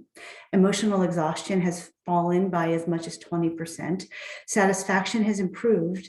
And maybe most importantly, economically, we know that medical errors happen 1.5 times more likely when you are burnt out, and there's a significant reduction in that. So coaching alone is fantastic, but we also know that if you don't build a coaching culture, a coaching environment that's expected and anticipated and accepted, it's not as helpful, it's not as impactful. It's very popular and prevalent in industry, but it's not quite there yet in the healthcare system, and that's what we're hoping to aim. So we know the combination of strong physician leaders who've gone through a leadership development program have a direct correlation on the well-being of their team dynamics, of patient outcomes, which then impacts the workforce and therefore the community and beyond. And that's our goal. So as we decided what we wanted to build, we wanted to develop the ideal leadership program that really looked at the three components that we just talked about: a leadership development program, a coaching culture, and individual coaching. We called our model the Leadership Coaching Cohort and Learning Model, or the short version, the all-inclusive model. And this is what we are really going to talk about in the next few minutes. We wanted to compare our model to just the standard coaching model. So our all-inclusive model will take 10 division chiefs, we'll put them through a 3-day experiential leadership development program with a framework in emotional intelligence. We'll be teaching self-awareness, group dynamics, equity, conflict management, change management. We'll also pair the division chiefs into a learning cohort that meets at least quarterly, ideally monthly. And at this cohort, they'll have the opportunity to refine their skills, to practice in real life situations that when they're facing obstacles or barriers or challenges. And they'll also get 6 individual coaching sessions from an external coaching firm over 6 months. It'll be self-directed and self-paced, and that combination will be the all-inclusive model. The other model is much more traditional. It's the leadership coaching model, and that's basically the same as the individual coaching. So we'll take 10 division chiefs, put them paired with an external coach, 6 sessions over 6 months, And we'll do some measurement, which we'll talk about in a second, and we'll do some comparisons. Our hypothesis is actually that both will show some measurable improvements in leadership behaviors. However, we anticipate, along with much of the other studies that have been done, there'll be much more demonstrative gains based on several indexes that we'll look at that look at self-fulfillment, self-valuation, et cetera, that the leadership all-inclusive model will have much greater gains that will be much more sustainable. And I'd like Dr. Antal to continue on that if possible. Thank you. Yeah, I don't see her. Oh, there she is. Hi, I'm Holly Antal. I'm a psychologist with Nemours. I'm the Director of Clinician Wellbeing and the Director of our Peer Support Program. Really excited to be here with you all today. So testing our hypotheses will be made possible if we're granted this generous award. It'll be applied to implementing the all-inclusive and coaching models. All other program activities, including assessment of impact from these interventions, will be supported by our current teams and internal resources. Those activities include the following: implementation of the leadership development program, engaging coaches to offer coaching options, coordinating coaching for both models, hosting the physician leadership skills development program, planning quarterly cohort meetings, and research activities, which include IRB approval, data collection, and analysis to assess impact. Our research will test the hypotheses that the division chiefs who participate in the all-inclusive model will have better outcomes than those who participate in the coaching model. We also hypothesize that the team supervised by the division chiefs in the all-inclusive model will have better outcomes than those supervised by the chiefs in the coaching model. All division chiefs in both models will complete the following validated and reliable pre- and post-program measures. That includes the Mini-Z Burnout Index, the Professional Fulfillment Index, and the Self-Valuation Scale. All team members in both models will complete the following measures, also at pre- and post-program. That includes the Mini-Z Burnout Assessment, the Professional Fulfillment Index, the Self-Valuation Scale, and they will also complete the Mayo Clinic Leaders Index, reporting on their leader. We will use descriptive and inferential statistics to describe and detect differences in burnout, professional fulfillment, self-valuation, and leadership behaviors in both between the models and across time. And now I will pass it back to Mo. Thanks, Drs. Frizola and Antal. It's nice to have friendly faces in here. So our team, you just met some of them, offers a unique opportunity to combine expertise and impact clinical teams from 3 major health systems. We are really well positioned to complete this project. Specifically, we offer well-being, coaching, faculty development, and research expertise. We have expertise in the design and facilitation of experiential leadership skills development for physicians. We have resources to support research, and we have the appropriate level of leadership support and direct involvement for this project to be successfully implemented and to be able to amplify the learnings across multiple healthcare institutions with reach into Christiana, Nemours, and Jefferson, subsequently impacting faculty and indirectly clinical teams, learners, patients, and families. It is imperative now that we do all that we can to shore up our healthcare system. And if not for the health of our workers, our patients, and our families, please consider the fiscal health of our industry. This is expensive. Burnout is expensive. For example, if we were to estimate that this intervention may impact 150 physicians, about 50% of whom are experiencing burnout, in an environment with 10% turnover rate, we can estimate that we will lose five physicians per year due to burnout at an annual cost of $2.5 million. If we reduce burnout by 10% with this $50,000 investment for this group, we can estimate a decrease in turnover to 6.7% and an annual savings of $250,000.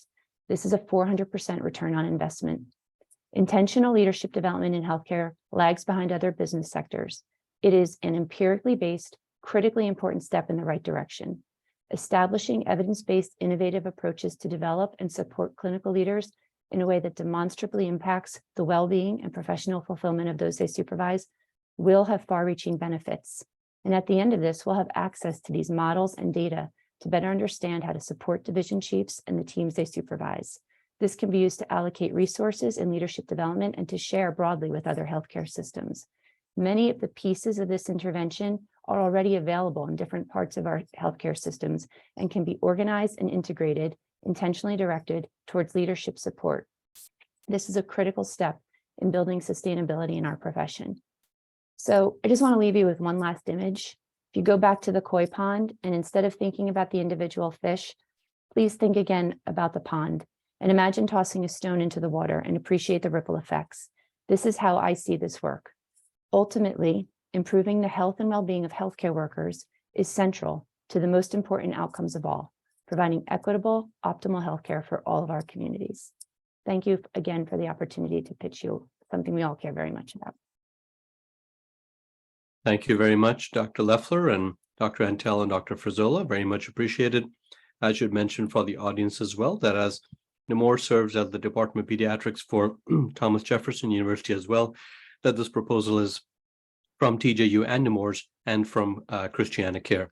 You have about a minute and a half remaining in the presentation time. Is there any other presenter or someone from Dr. Farley presenting as well, or are you presenting on behalf of the group, Dr. Leffler? I presented on behalf of the group. We had some scheduling conflicts with Dr. Farley and Dr. Donnelly, and Dr. Mark Mason is along here with us in a supportive role today, just returning from a vacation. Thank you for being here, Dr. Mason.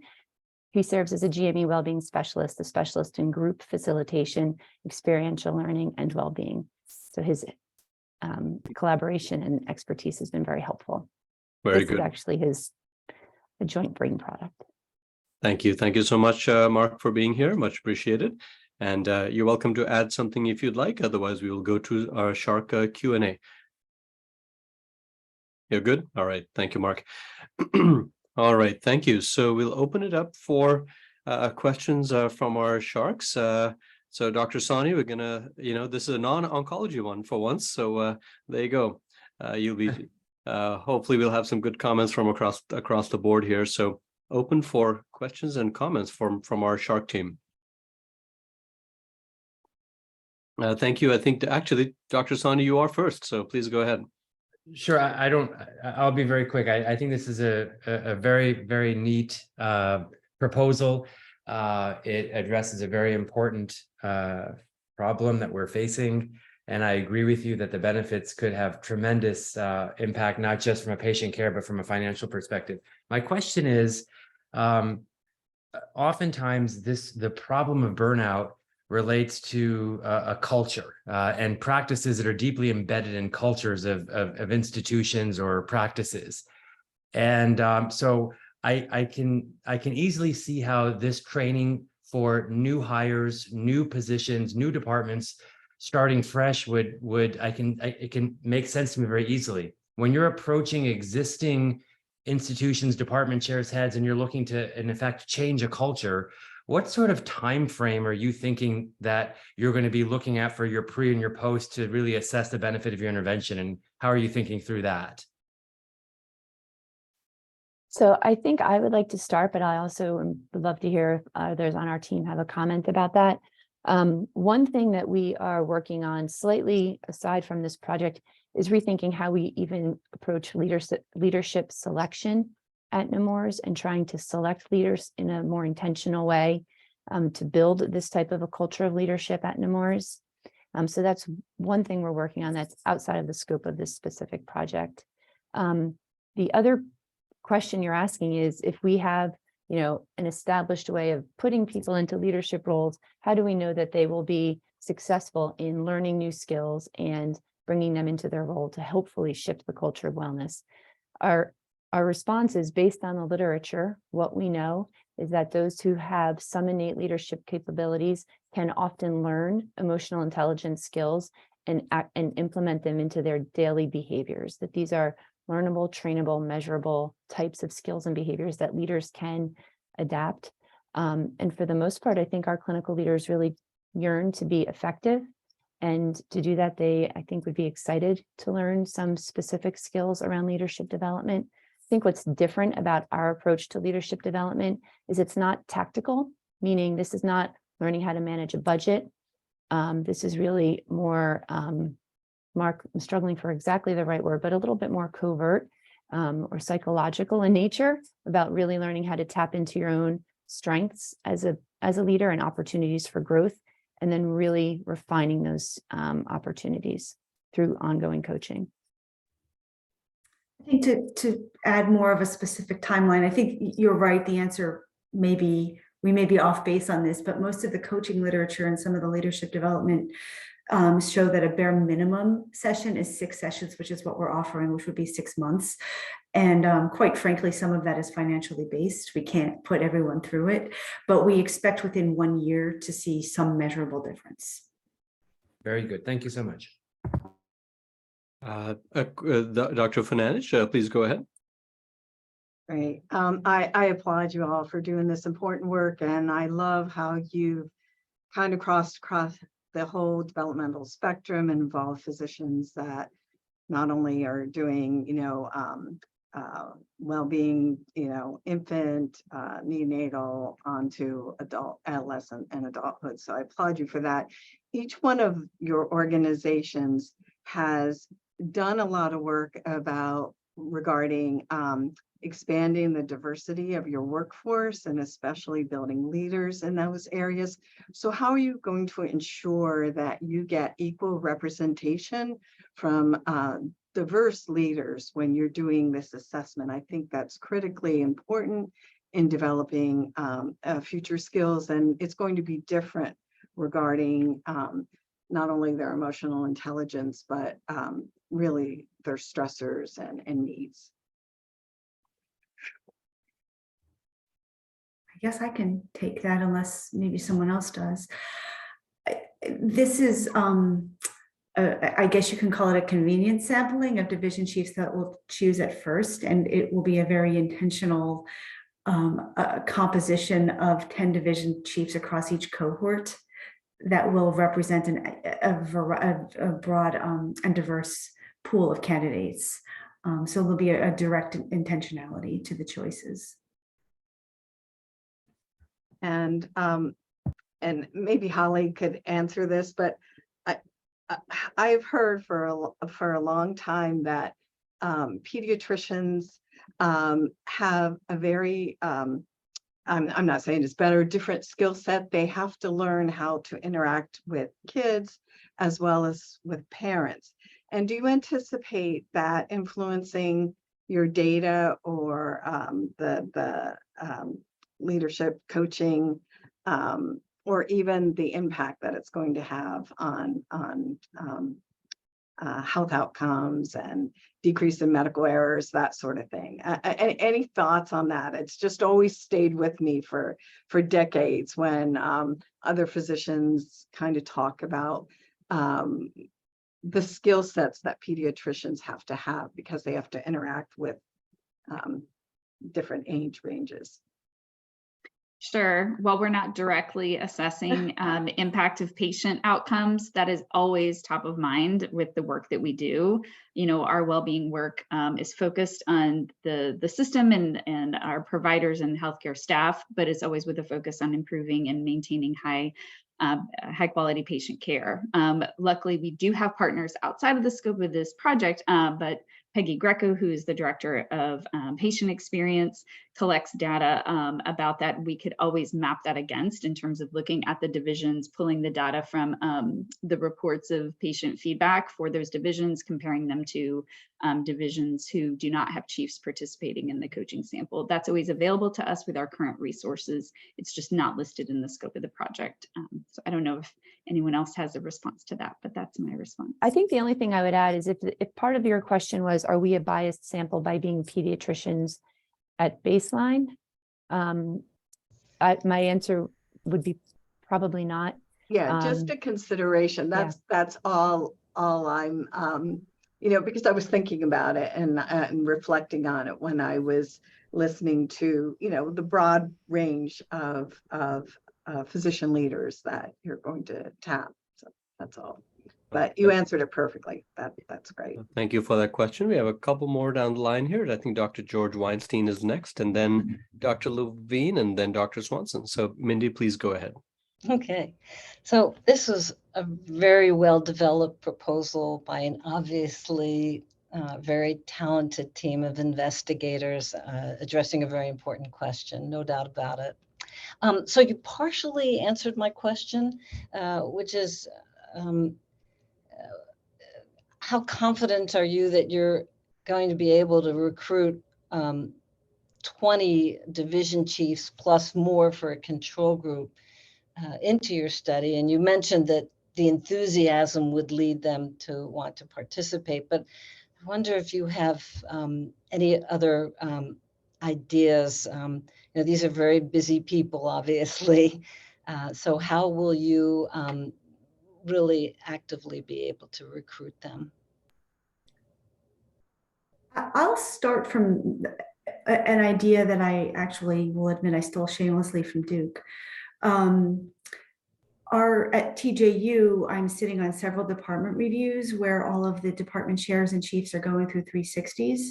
And that is really difficult. It's really difficult emotionally. It's hard to read. And as part of that, they're invested. And so that's kind of the carrot. We will be recruiting from the TJU piece at the very least. And quite frankly, at Nemours, I was thrilled. I think I have 20 people volunteering right now. Awesome. For it. I won't take that many, but there is enthusiasm within Nemours, but that's the TJU answer as well. Terrific. May I ask a very quick follow-up question? How are you going to measure emotional intelligence? There are validated tools that can be used. We haven't looked into them well enough to understand if a 1-year time frame is realistic to assess differences in emotional intelligence, but there are scales that could be used. I think that the most important thing from my perspective would be behavioral change, and that I think will be well represented by the Mayo Leader Index that hopefully we'll have completed for all the division chiefs by all of their team members. Thank you. If I can just speak to the recruitment piece, I don't think we can lose sight of how isolating the last several years have been. And a really neat feature of this project is the learning cohorts, the relational component of doing it in group and the power of groups. And I think that will also be really alluring. Thank you, Dr. Mason. And we'll go to Dr. Swanson for his question. Two parts. So presumably the two groups will be matched based on specialty, age, various, so that they actually have a good comparison. And then I want to throw out the other elf in the room because I think I'm the only surgeon. So will surgeons be represented? They're a tough group. Agreed, but yes. Yes to the surgeons being represented. And quite frankly, it'll be important to take both pediatric and adult surgeons to have different representation. They often have somewhat different personalities. And yes to the matching. Thank you, Dr. Frizzola. That one of the questions that came up again from a structural perspective was the matching between the groups and the cohorts. So between the three groups that you plan to have, the one main intervention group, the second intervention group, and the third, which is a control group, to look at the diversity of folks within each group from the specialty perspective. Nemours being a children's hospital, you'll have pediatric specialists and pediatricians and general pediatricians that presumably you'll have folks from Christiana Care who will largely be either adult medicine or family medicine, or in some case med peds trained. And of course, TJU will offer you the spectrum. And in all of those, you'll have medical and surgical components and non-medical, non-surgical components as well, such as pathology and radiology and so forth.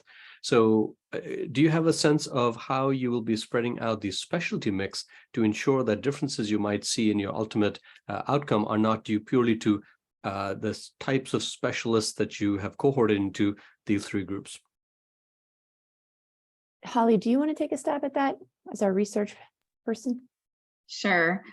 We can certainly, as these are going to be is going to be a convenient sample. So, one approach that I think that holds up in terms of research threshold would be to take the total sample of those who are interested and then to divvy them up according to, paying attention to their primary training in terms of pediatrician, adult, surgical, non-surgical, all the things that you listed, matching as best we can across those two groups.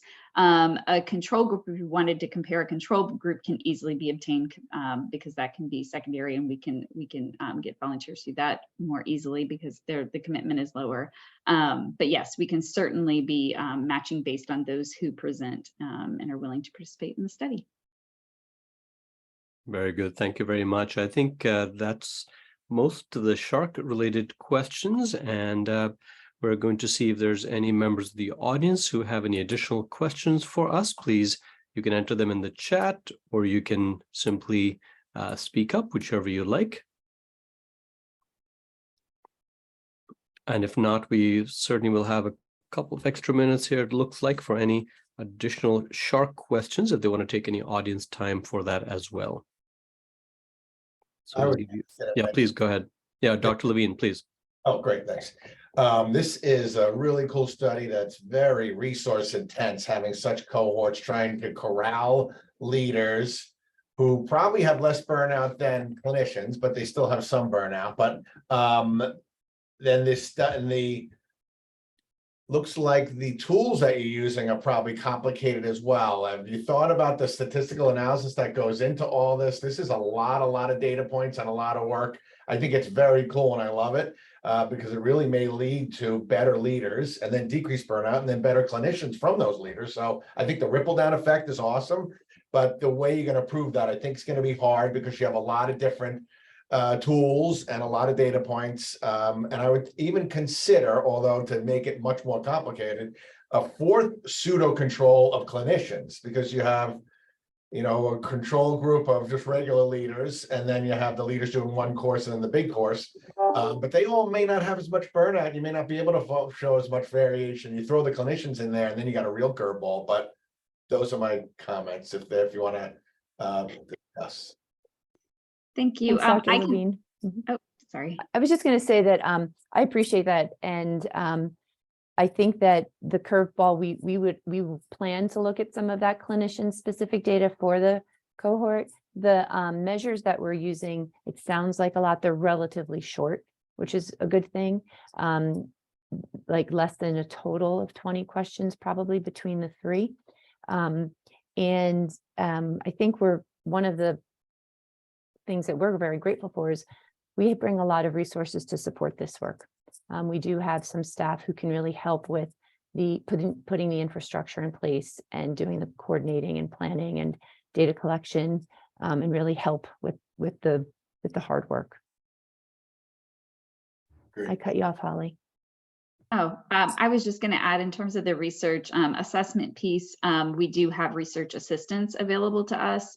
And many of us on this panel also are conducting and have conducted research and presented or publishing research using these measures. So we're well attuned to them and in terms of the data management with them. So that's really helpful as well in terms of the experience we've had and all the support we have across our available resources. But I think Dr. Levine does make a good point, and we will likely need the corralling piece will be probably equally as challenging, and we will need that. Unfortunately, at least for this pilot and beyond, we will be making sure we have those additional resources to do that. And I'm often guilty of needing to be corralled myself.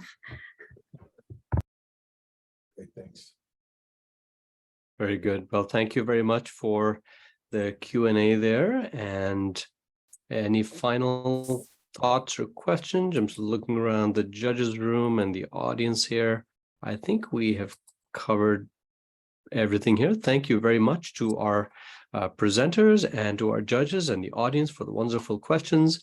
And Pam, I think we are ready for the next scoring to take place. And judges, just a reminder, the same scoring methodology as applies before. Please use the same criteria as you use for groups 1 and 2, and the one that you will use for group 4.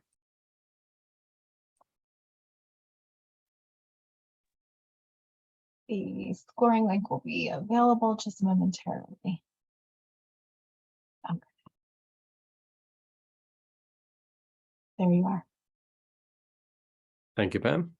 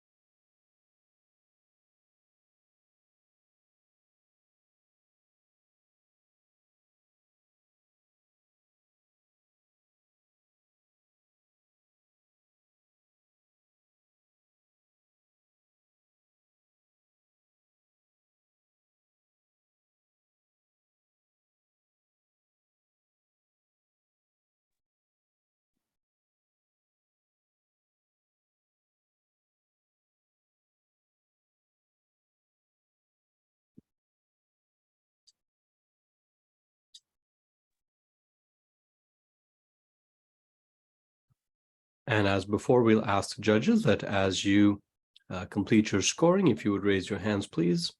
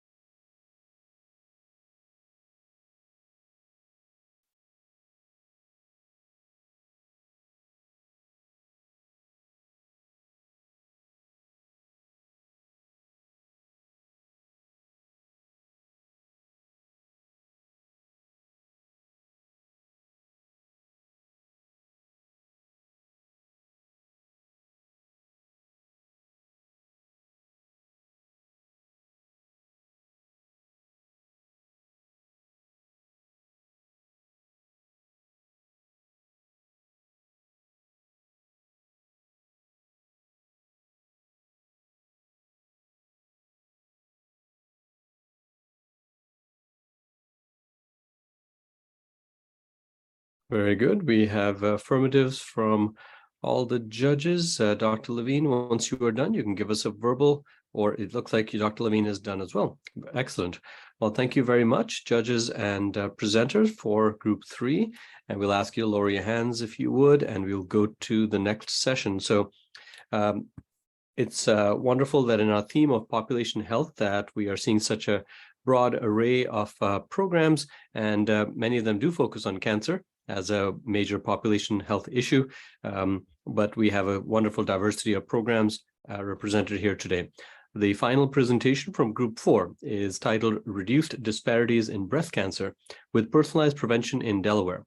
And the presenters are Dr. Scott Siegel, Dr. Salab Awisi, Dr. Adam Lin, Dr. Jean-Philippe Laurenceau, Dr. Michael Morial, Dr. Ellen Myers, and Dr. Matt Hoffman. And they represent Christiana Care and and the University of Delaware, along with external collaborators from Columbia University.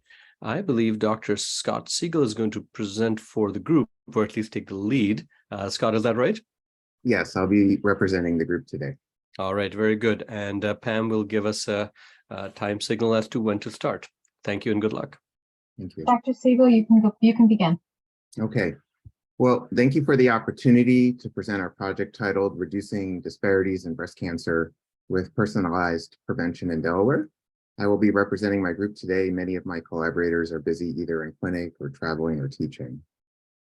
I would like to start by sharing a clinical case with you. Please note that I am not using the patient's real name and key details have been changed to protect her privacy. Jade was a 48-year-old single Black woman with 2 young children who had worked at a daycare. She was diagnosed with advanced breast cancer after she found a lump. Jade did not have a family history of cancer, as is the case for most women diagnosed with breast cancer. However, she did have diabetes and she had not breastfed her children when they were infants, and she drank alcohol most days of the week. All of these factors have been identified as potential risk factors for breast cancer, but they are rarely considered by healthcare providers when making screening mammography recommendations. Although Jade's unpredictable work hours combined with raising her children as a single parent had made healthy eating challenging, she hadn't been aware that some small shifts in her diet and physical activity when she had been previously diagnosed with prediabetes could have prevented her from developing diabetes. Breastfeeding was also challenging for her when she was a new mother, but she had thought that providing formula was as good or maybe an even better and healthier option for her babies. As for alcohol, she had no idea that drinking was a breast cancer risk factor. Even her primary care provider, or her PCP, wasn't aware of that. Jade had even thought a little alcohol was good for her health. In addition, unbeknownst to Jade or her PCP, she lived in a breast cancer hotspot here in Delaware. Simply by virtue of living in her community, for reasons we don't completely understand, Jade and her neighbors were at greater risk of developing advanced breast cancer at a younger age. Prior to Jade's breast cancer diagnosis, her PCP had simply planned to recommend she begin screening mammography at age 50. This was entirely consistent with guidelines laid out at the time by the U.S. Preventative Services Task Force, known as the USPSTF. For women 40 to 49, the USPSTF previously advised that patients and their providers make a joint decision on whether to initiate screening earlier based on patient characteristics and individual level risk. It looks like that may be changing with a new draft set of guidelines advising all women to initiate breast cancer screening at age 40. However, there are currently no standardized ways to collect all the relevant information, including modifiable risk factors and family history, and then to provide patients who may be at a higher risk with recommendations to initiate screening even earlier and to engage in other forms of prevention. Given the younger average age of diagnosis for Black women, this contributes to the disparity in breast cancer mortality.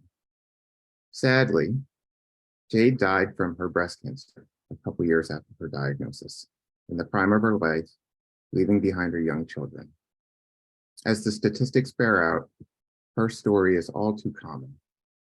Here are those statistics. Among Black women, breast cancer is both the most common type of cancer and the leading cause of cancer mortality in the US. Black and white women are diagnosed with breast cancer at similar rates. However, Black women die at a 40% higher rate. When you look at women under 50, Black women are much more likely to be diagnosed with advanced breast cancer, and they die at twice the rate. That's twice the rate as white women. In other words, the racial disparity in breast cancer mortality is largely explained by much higher rates of advanced breast cancer in younger Black women. Here in Delaware, we have the second highest incidence rate in the US for breast cancer among Black women under age 50. Delaware is also #1 in the US for the incidence of triple negative breast cancer, the most aggressive subtype of breast cancer that is more likely to present at a younger age and is more than twice as prevalent in Black women. Finally, Delaware is #1 in the US for what's called alcohol attributable breast cancer, or cases of breast cancer that can be attributed at least in part to alcohol use. Nearly 1 in 5 breast cancer cases in our state can be blamed on alcohol use. Here in Delaware, we like to say we're the first state, but when it comes to breast cancer, there is no pride in saying we're first in so many concerning breast cancer statistics. So what do we propose to do about it? Like me, I imagine you find this is unacceptable.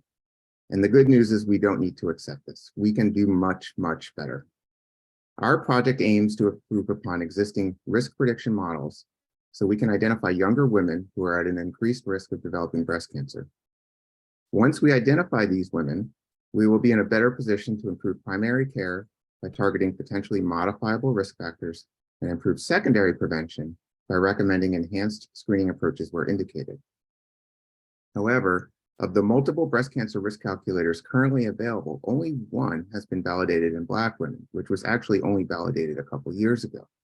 This model, the Black Women's Health Study Breast Cancer Risk Calculator, performs adequately at best.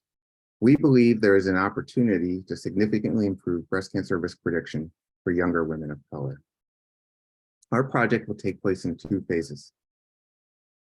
For phase 1 of our project, we will work with our collaborators from Columbia, Dr. Awisi and her graduate student, Adam Lin, who have expertise in machine learning to leverage our electronic health record data and other data sources to augment the existing risk prediction model validated for Black women. We will include variables that have been linked to breast cancer, including those particularly relevant for younger Black women, but were not included in the existing models. Examples include comorbidities such as diabetes or alcohol use disorder. We will also include neighborhood level variables linked to breast cancer hotspots. Exploratory analyses will enable us to identify still other novel variables. By using our EHR data, this will help us to provisionally risk stratify women even when they're not actively engaged in care, but for whom we have EHR data from prior visits, which can then be used to improve our outreach efforts. For example, we may identify a woman who is likely at high risk for breast cancer, but who hasn't seen her PCP in several years. We can then make an effort to engage that woman, such as with a community health worker, and then complete the full risk calculator with other data provided by the patient. Finally, phase 1 will also include working towards developing what's known as actionability recommendations. Actionability recommendations provide information on how much risk of a poor outcome can be reduced by taking certain steps, such as reducing alcohol use or initiating screening earlier. For phase 2 of our project, we will work with Dr. Hoffman, our chair of OBGYN at Christiana Care, and his resident, Dr. Ellen Louise McAndrew Myers, to pilot this risk prediction tool in gynecology practices during routine cervical cancer screening appointments. This will provide us the opportunity to evaluate the feasibility of implementing this approach in a clinical setting with young women. We will then partner with Dr. J.P. Lawrence-O from the University of Delaware and his student, Michael Morreale, who have experience in self-report methods to assess our patients on their perceptions of this approach.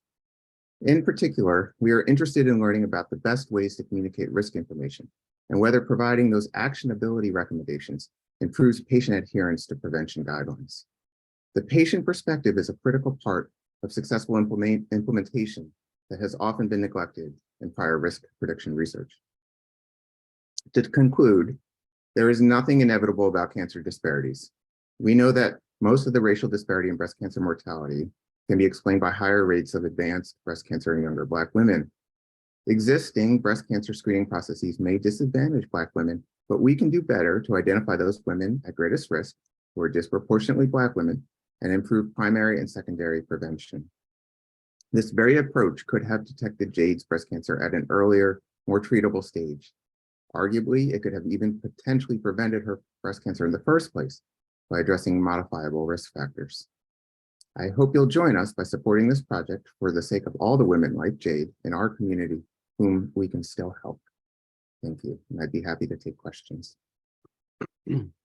Dr. Siegel, thank you so much for that informative and efficient presentation. We have some time for Q&A from the judges/sharks, so certainly open to your questions and comments.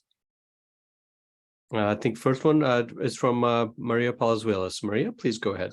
Hi, thank you, Dr. Siegel, for the presentation. I was, forgive me if I missed it, but the step of approaching women that somehow may have come out of the prior analysis of records as having more risk factors, would that be done from a clinical care perspective or from a research perspective?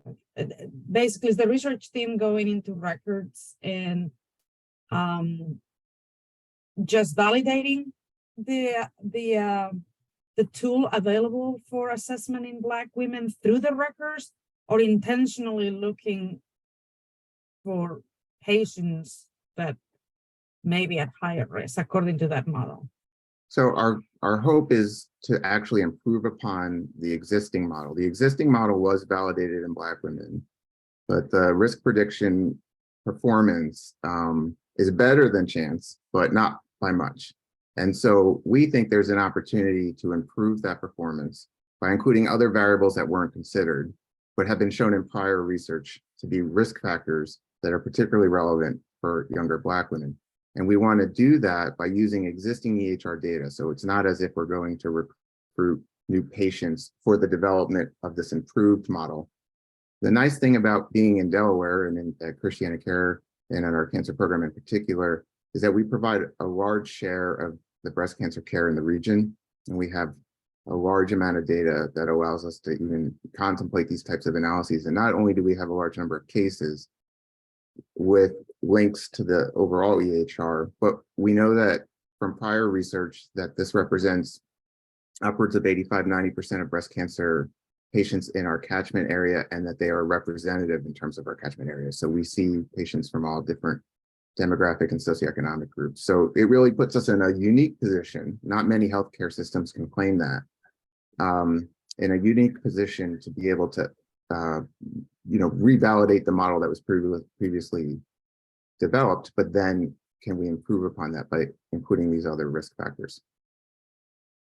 And women will be approached by the researchers with education or encouragement for their follow-up care, or would they be approached from a clinical standpoint? I didn't.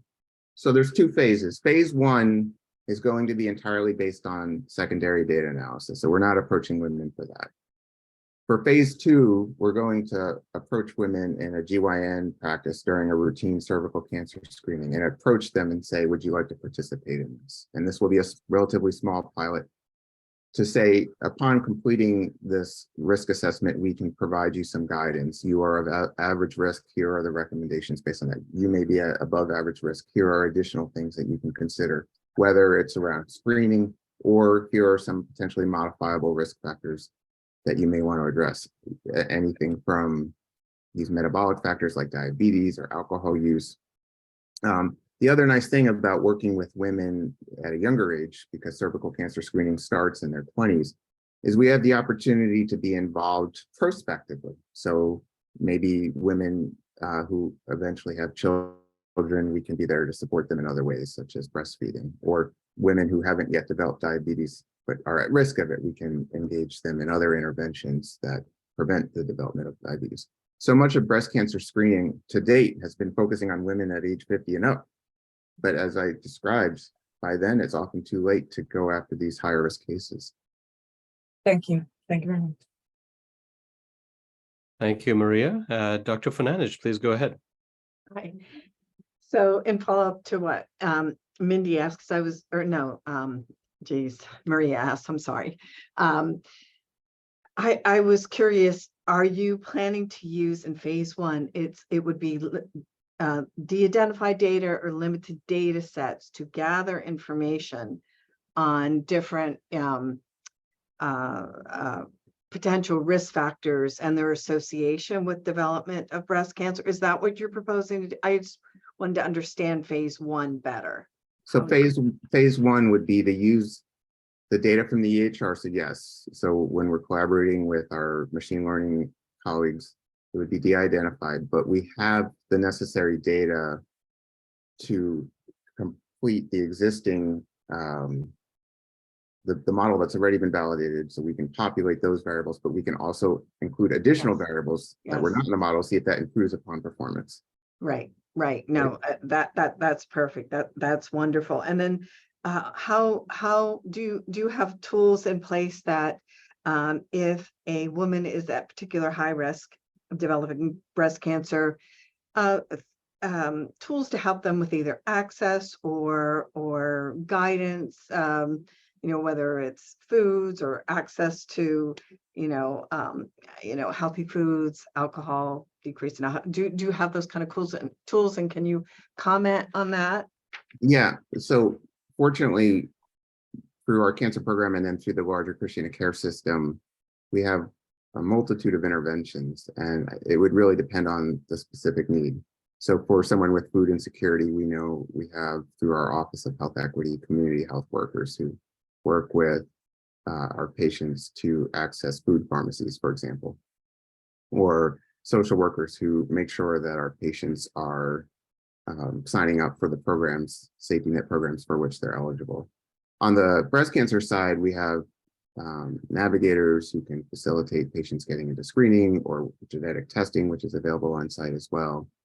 So really, we have all the interventions available to us. It's about identifying those women. It's the risk stratification and finding those women where if we focus, then we're going to have the biggest impact on reducing risk. A lot of the prior work in terms of addressing disparities in breast cancer has been a more uniform approach towards increasing screening. And I don't have any argument with that. We heard some very good proposals today about ways to reach communities that have traditionally not been served. What we're trying to do, though, is say there's a relatively small number of women in that huge population of women who are eligible for screening where we really need to prioritize them for not just your basic screening, but your additional services. And that can be, like you're saying, more on the social determinants realm, or it could be more cancer specific. And so those actionability recommendations say, if you're at above an average risk, here are the reasons why. And if you take these steps, this is the reduction you can see. We're really interested to see if not just pointing that out to someone, but by showing them something in the affirmative, not just, you're at greater risk and that may stress someone out, but here are the things that are within your power and we can support you to do. And if you do those things, now we can actually get you back down to closer to average risk. Very good. Very good. Thank you. Thank you. Well, thank you, Dr. Siegel. A quick question here, and I think we have one more as well coming up. Just on the risk assessment models here, it may help, and we'll take Dr. Sani's question after this before you answer this one, because that may be connected. It may help if you could explicate the difference between the risk model that you're proposing and the ones that are in relatively common practice right now, such as the Gale risk assessment model, which is recommended by the NCI, the Tyrer-Cuzick risk assessment model, or the lifetime model called IBIS, that primary care physicians and others are used to seeing, and patients are used to seeing as well. So if you wouldn't mind kind of pondering that to help explicate that. But let's go to the next question first for Dr. Sawhney, and then we'll come back to this. Rishi, please go ahead. Oh, thank you.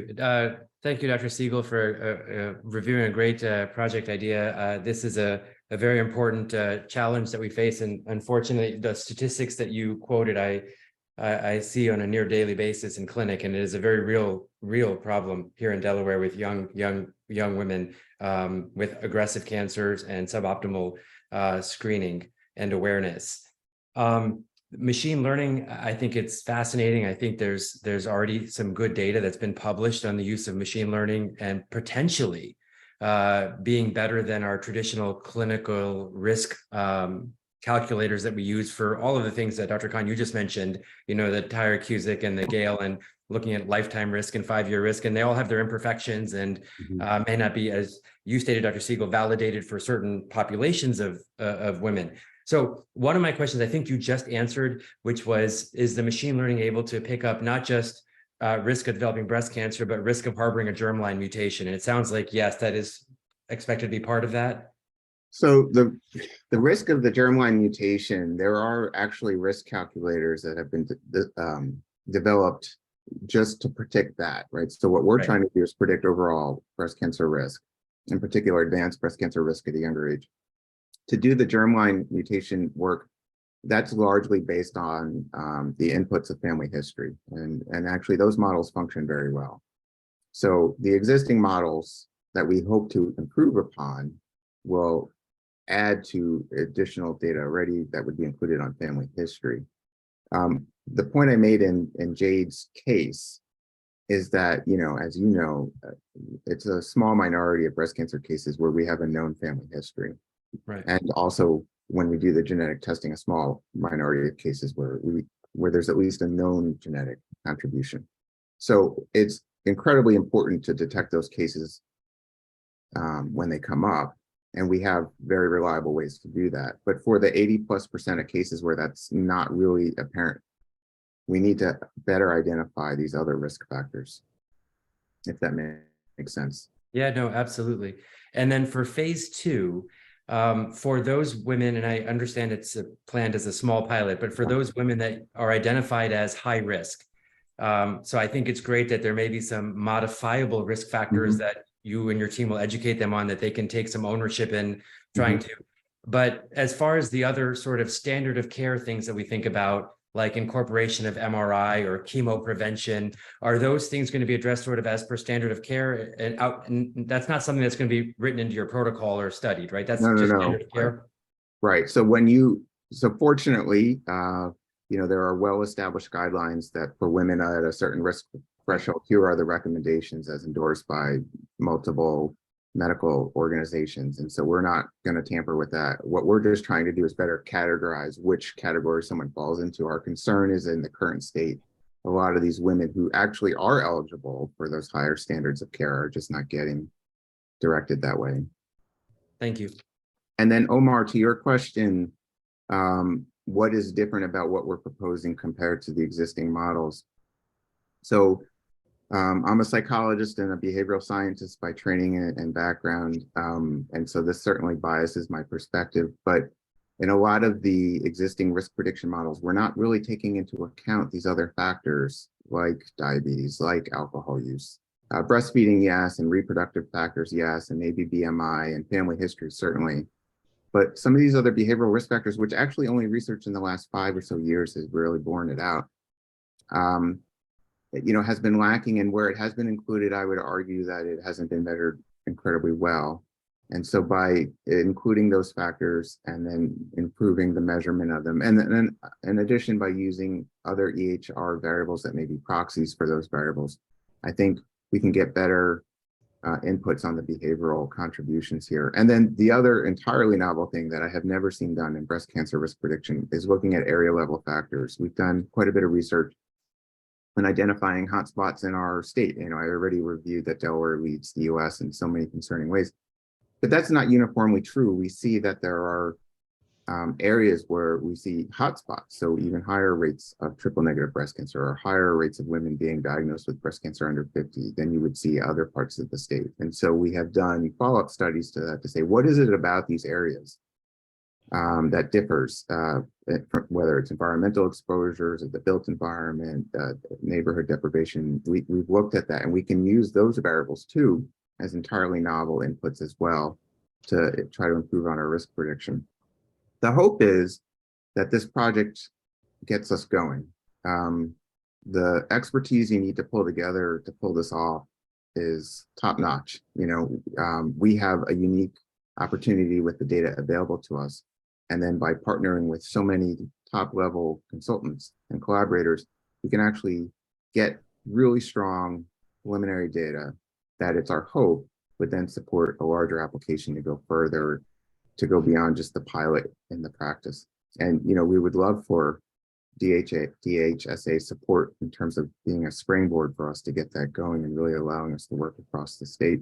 And I genuinely mean this. I know that there were 2 other presentations here on breast cancer, and if one of them went, fantastic, and we'll support them if we can. And if we happen to win, I would love to partner with them, because as you see, so much of this is reaching out to people who may be at risk, and we need the credible messengers, and we need those other partners who understand how to talk to the communities that traditionally have not trusted our institutions, for good reason in many cases. So, you know, I think that there's really an opportunity to come together here to address what is I would argue, a uniquely Delaware problem around breast cancer disparities.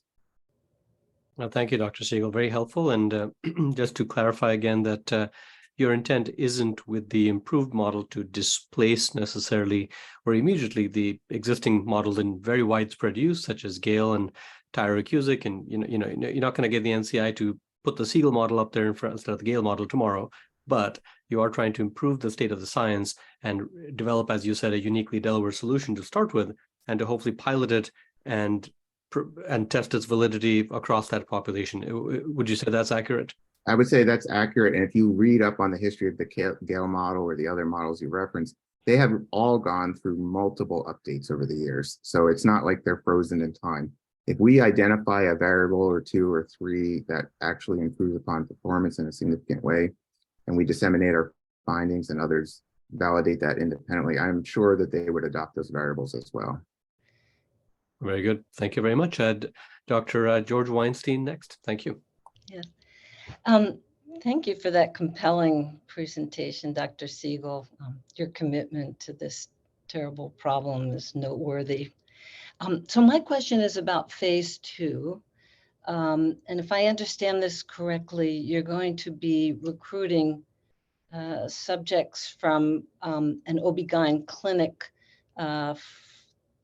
in patients that are being screened for cervical cancer. Right. So I'm wondering whether you're already looking at a population of motivated individuals to maintain their health, and had you considered maybe even the OB patients that are going to be obviously in need of care, younger, and maybe not so geared into health screening at this point in their lives? No, that's a fair, valid question for sure. And I've talked at length with Dr. Hoffman, our chair, about this, who unfortunately was traveling and couldn't be here today, but he reminded us that we have strong partnerships with Westside Health, which is a federally qualified health center, and that we could also partner with them on piloting this at their GYN clinic. And certainly that's a setting that's going to be targeting the same population that we already see as at higher risk. But no, we don't have to limit this just to cervical cancer screening. I think that's a wonderful suggestion to say that for any patient coming in. The main goal of doing this at that screening is we already do this in women in the young 20s, and the guidelines are that we should be doing risk assessments before women reach 25 or 30, the latest, so that we have the opportunity to address other factors or initiate screening earlier. So certainly I would say that with that suggestion, I'd be happy to make this available to any woman coming into these practices, whether for cervical cancer screening or otherwise, who are, in their 20s or older. Thank you. That's a great suggestion. Very good. Well, thank you to the judges for their comments and questions. And I don't think we have any audience members' questions waiting. But certainly folks are welcome to pop them into the chat or to raise your hand from the audience, and we will find you. But I think we have probably addressed most of the questions at this point. Rishi, did you have another question as well? Just real quick, if we Oh, have yeah, go 30 ahead. seconds, just to clarify, I think I know the answer. So some of the data on machine learning and breast cancer risk does incorporate mammographic findings, including breast density and so forth. And my understanding is your project is not going to be incorporating mammogram findings. Am I correct? That's correct, because we're really trying to target women before their first mammogram. Before their first mammogram. Right. So we're going to, for women who otherwise wouldn't be eligible for mammography yet, although we may find that they are, that they should be initiating mammography soon. But yeah, we're trying to identify these women. The main opportunity here is women under 50. And the USPSTF is now saying, at least in a draft recommendation, let's start at 40. But for women in their 20s and 30s and for women in their 40s who haven't yet been screened, we're really trying to say, determine if they're at a greater risk and then get them into mammography. Thank you. Very good. Dr. Swanson, please go ahead. Yeah, how you doing? Sorry. Just a question. So if you find somebody and label them high risk, will the healthcare system keep up with their needs for ongoing screening? What would happen then if somebody, you've told somebody you're high risk, I want you to do these things? Will we in the healthcare system meet their needs based on their age?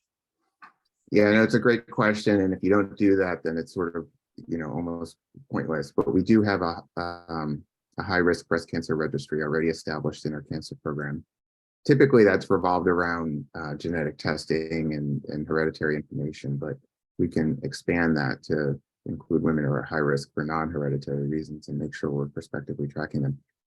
My hope too here, just to be completely transparent about it, is that we create a registry for all women, so that even those who are average risk, we can track to see if beginning at age 40, are they initiating screening and are they following up? This is what other countries do. The US cancer screening process has been described as opportunistic by other countries, in that if you happen to get to a doctor who happens to recommend this to you and you have the means to get there and the motivation and you do it, great. But if you don't, there's nobody really checking, and you can go many years without, and that's unfortunate. I'm hoping we can move more in the direction of having a registry for all women, but of course, having additional built-in steps for those who are at elevated risk. Thank you, Dr. Siegel. And I think we will give the final question to Maria. Maria, please go ahead. Very quickly, and I apologize if this is no knowledge across all the medical providers here, but following in the last one, being in a high-risk registry, or the fact that their care may be followed up more carefully, would insurance accept earlier testing? I mean, will that be validated if you are asking now a 25-year-old to go into screening? Will that screening be covered? If they Right. So no, it's a great question as well. So the guideline to begin screening at age 40 is for women of average risk, and that gets covered. But for women who are deemed to be at above average risk, then different protections apply. So when you establish someone is at high risk, and there's a couple of different categories of high risk, then they are eligible for coverage for these additional screenings. And that could include mammography earlier, it might include ultrasound or MRI, it might include other interventions like chemoprevention. But again, once you document that a woman is above average risk, then those things are covered services, which is another reason why the risk assessment is so critical. Very good. Well, thank you, Dr. Siegel, and please thank your team as well for the proposal. We got some great questions there as well. I think, Pam, we're ready to have the judges' scoring link in the chat box. There it is. And judges, this is your final review here. Please remember to apply the criteria that you did before for your other three.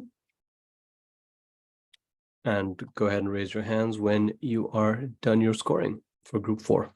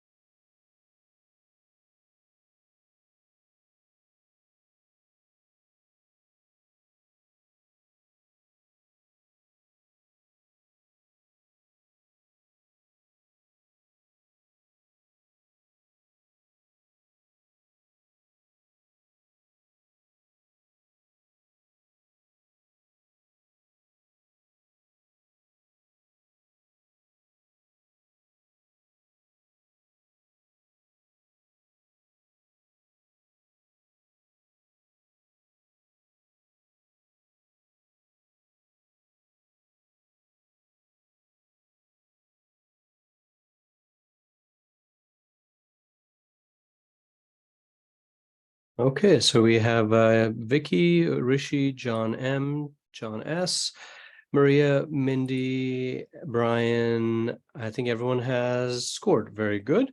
Well, thank you very much. So what we are going to do is take a brief judges executive session to chat about the scores, review the actual numbers, and then come back and share with all of you what we found, what we discussed.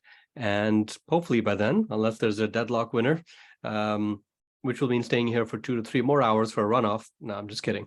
Announcing the winner. So Pam, I think you have, so for our audience and our panelists, please stick around in this room. And the judges are going to go to a separate room to do some final discussions, and then we will be back. Judges, you should see that room linked in your chat, which is your second Teams link. So that should be in your chat, and we will see you there in just a minute.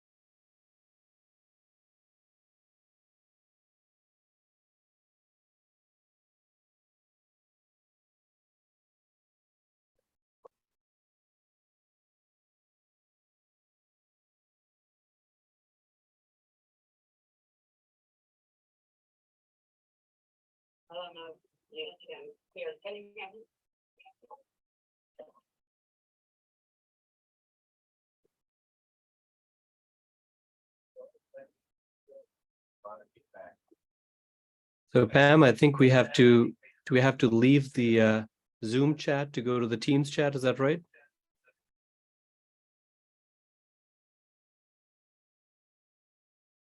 I'm sorry, Omar, what was the question?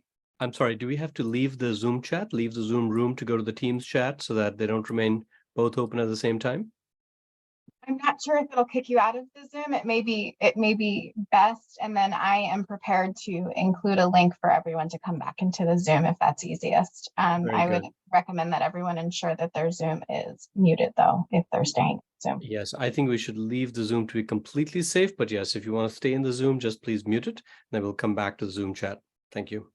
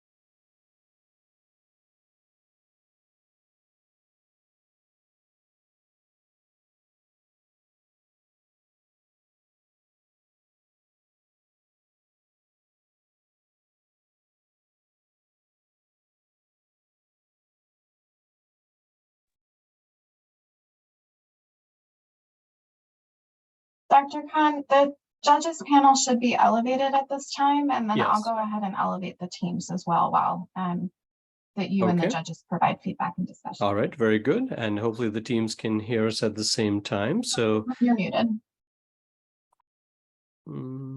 Pam, can you hear me okay?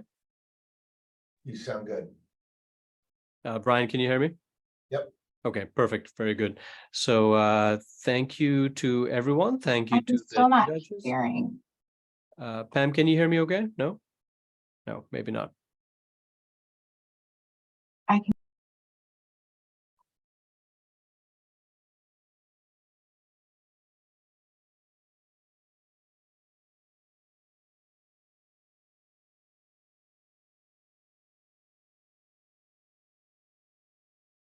I'm just making sure that everyone can hear everyone here.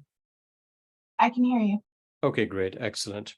All right, very good. So thank you to everyone, to the judges, to the panelists for participating in the DHSA research competition, informally known as Shark Tank. Yes, we do have an outcome for you, for the teams and for the audience. It was, kind of neck and neck. For those of you who remember going to the old Brandywine racetrack in North Wilmington, you know what that's like. It was, so-and-so horse by nose and that kind of thing. So very exciting, very close. Let's start with a little bit of feedback for each team in turn. First of all, thank you to every team which put in all the effort of doing this amazing work. We'll go in order here. Group 1, we want to thank Ms. Begum, Dr. Arias, and Dr. Hotoff for their wonderful work here on Sussex County. We saw that there were many strengths in this proposal, notably the fact that you had engaged a vulnerable population and that you plan to engage with improving cancer screening in this population in Sussex County, an underrepresented geography and an underrepresented minority population. And that was a wonderful idea. We didn't see as much of the statistical rigor and research methodology as we would have liked to see in this proposal. So that's kind of the overall view that the team had. Group 2 talked about enhancing and assessing Delaware Breast Cancer Coalition's champions messenger intervention. We saw as the strengths, again, focusing on a vulnerable population, focusing in underrepresented geography, and engaging a wide variety of partners, including community partners. It was nice to see everybody participate in this. We also saw some good methodological rigor brought to bear by the scholarly commitment of DSU and Christiana Care. In terms of weaknesses, we saw that much of the funding was going to go to a non-DHSU entity, a community partner, not a weakness in and of itself, but we encouraged that if awarded, that they make sure they engage the DHSA partners as fully as possible in this intervention. In terms of Group 3, this was the sustainability program. We saw many benefits of this work. Burnout is a huge issue among providers across the country, and we saw this as a really good example with good methodological rigor between the three groups. Potential weaknesses were seen as perhaps not being as attentive to diversity and equity issues among the groups involved, and we think they could have done a little bit more in that area, and maybe less of an impact on population health as some of the other proposals, but nonetheless a strong proposal and great engagement. The number 4, reducing disparities in breast cancer with personalized prevention. We saw several strengths here, good methodological rigor, strong investigators, strong use of machine learning in the innovation space. We saw some opportunities here in that with this program, is it a little too early at this stage for DHSA to fund it?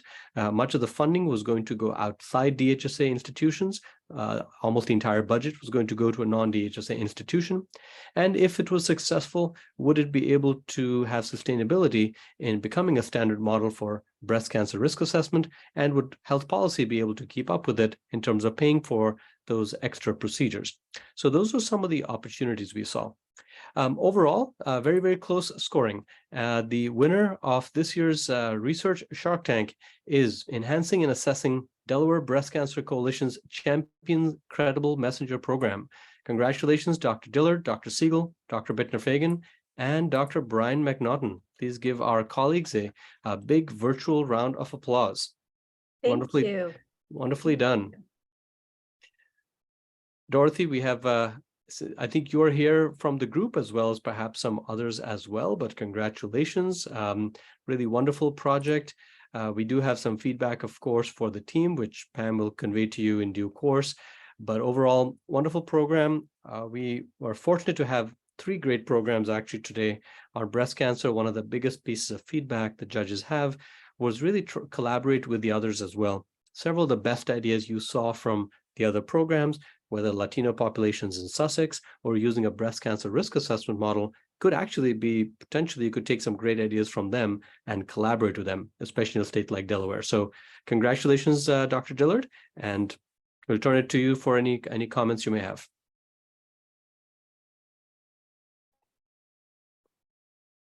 I can figure out how to unmute. Thank you. We are very appreciative and look forward to taking on the work and advancing the community engaged research efforts, and definitely will reach out and work with the others working in this space so that we all can learn and advance together. So I'm very grateful for the support. I think Heather, I'm looking at you. I think we're making progress with getting community engaged research further along and stronger here in Delaware. So thank you. Wonderful. Congratulations to you. I'll turn it over to my fellow judges if anybody would like to offer any other comments which I may have missed. And if not, I want to again thank all the participants today for putting on such an exceptional array of proposals for us to look at. The fact that we deliberated for this long and we're talking about everything was so close, and there were very narrow objective point spread between all the projects. So again, thank you so very much. Pam, I'll turn it to you for any final comments, with a huge thanks to you for helping run the show yet again. No, just thank you to everyone who submitted and those that participated in the audience today. This is what our research competition is about. It's about cross collaboration. It's about our partners. It's about our membership, and it's about our community. So thank you so much for the incredible presentations and research and work presented today. We will be in touch with Dr. Dillard and team on the next steps. And thank you all so much. We look forward to having you join us again next year, and keep an eye out for the call for abstracts, because we look forward to receiving what you have in store next. So thank you. Thank you. We're going to send everybody feedback on your proposals as well, all 4 teams. So thank you again very, very much. And we look forward to working with all of you in the future. So on behalf of DHSA, have a wonderful afternoon and evening, and we will see you soon. Take care.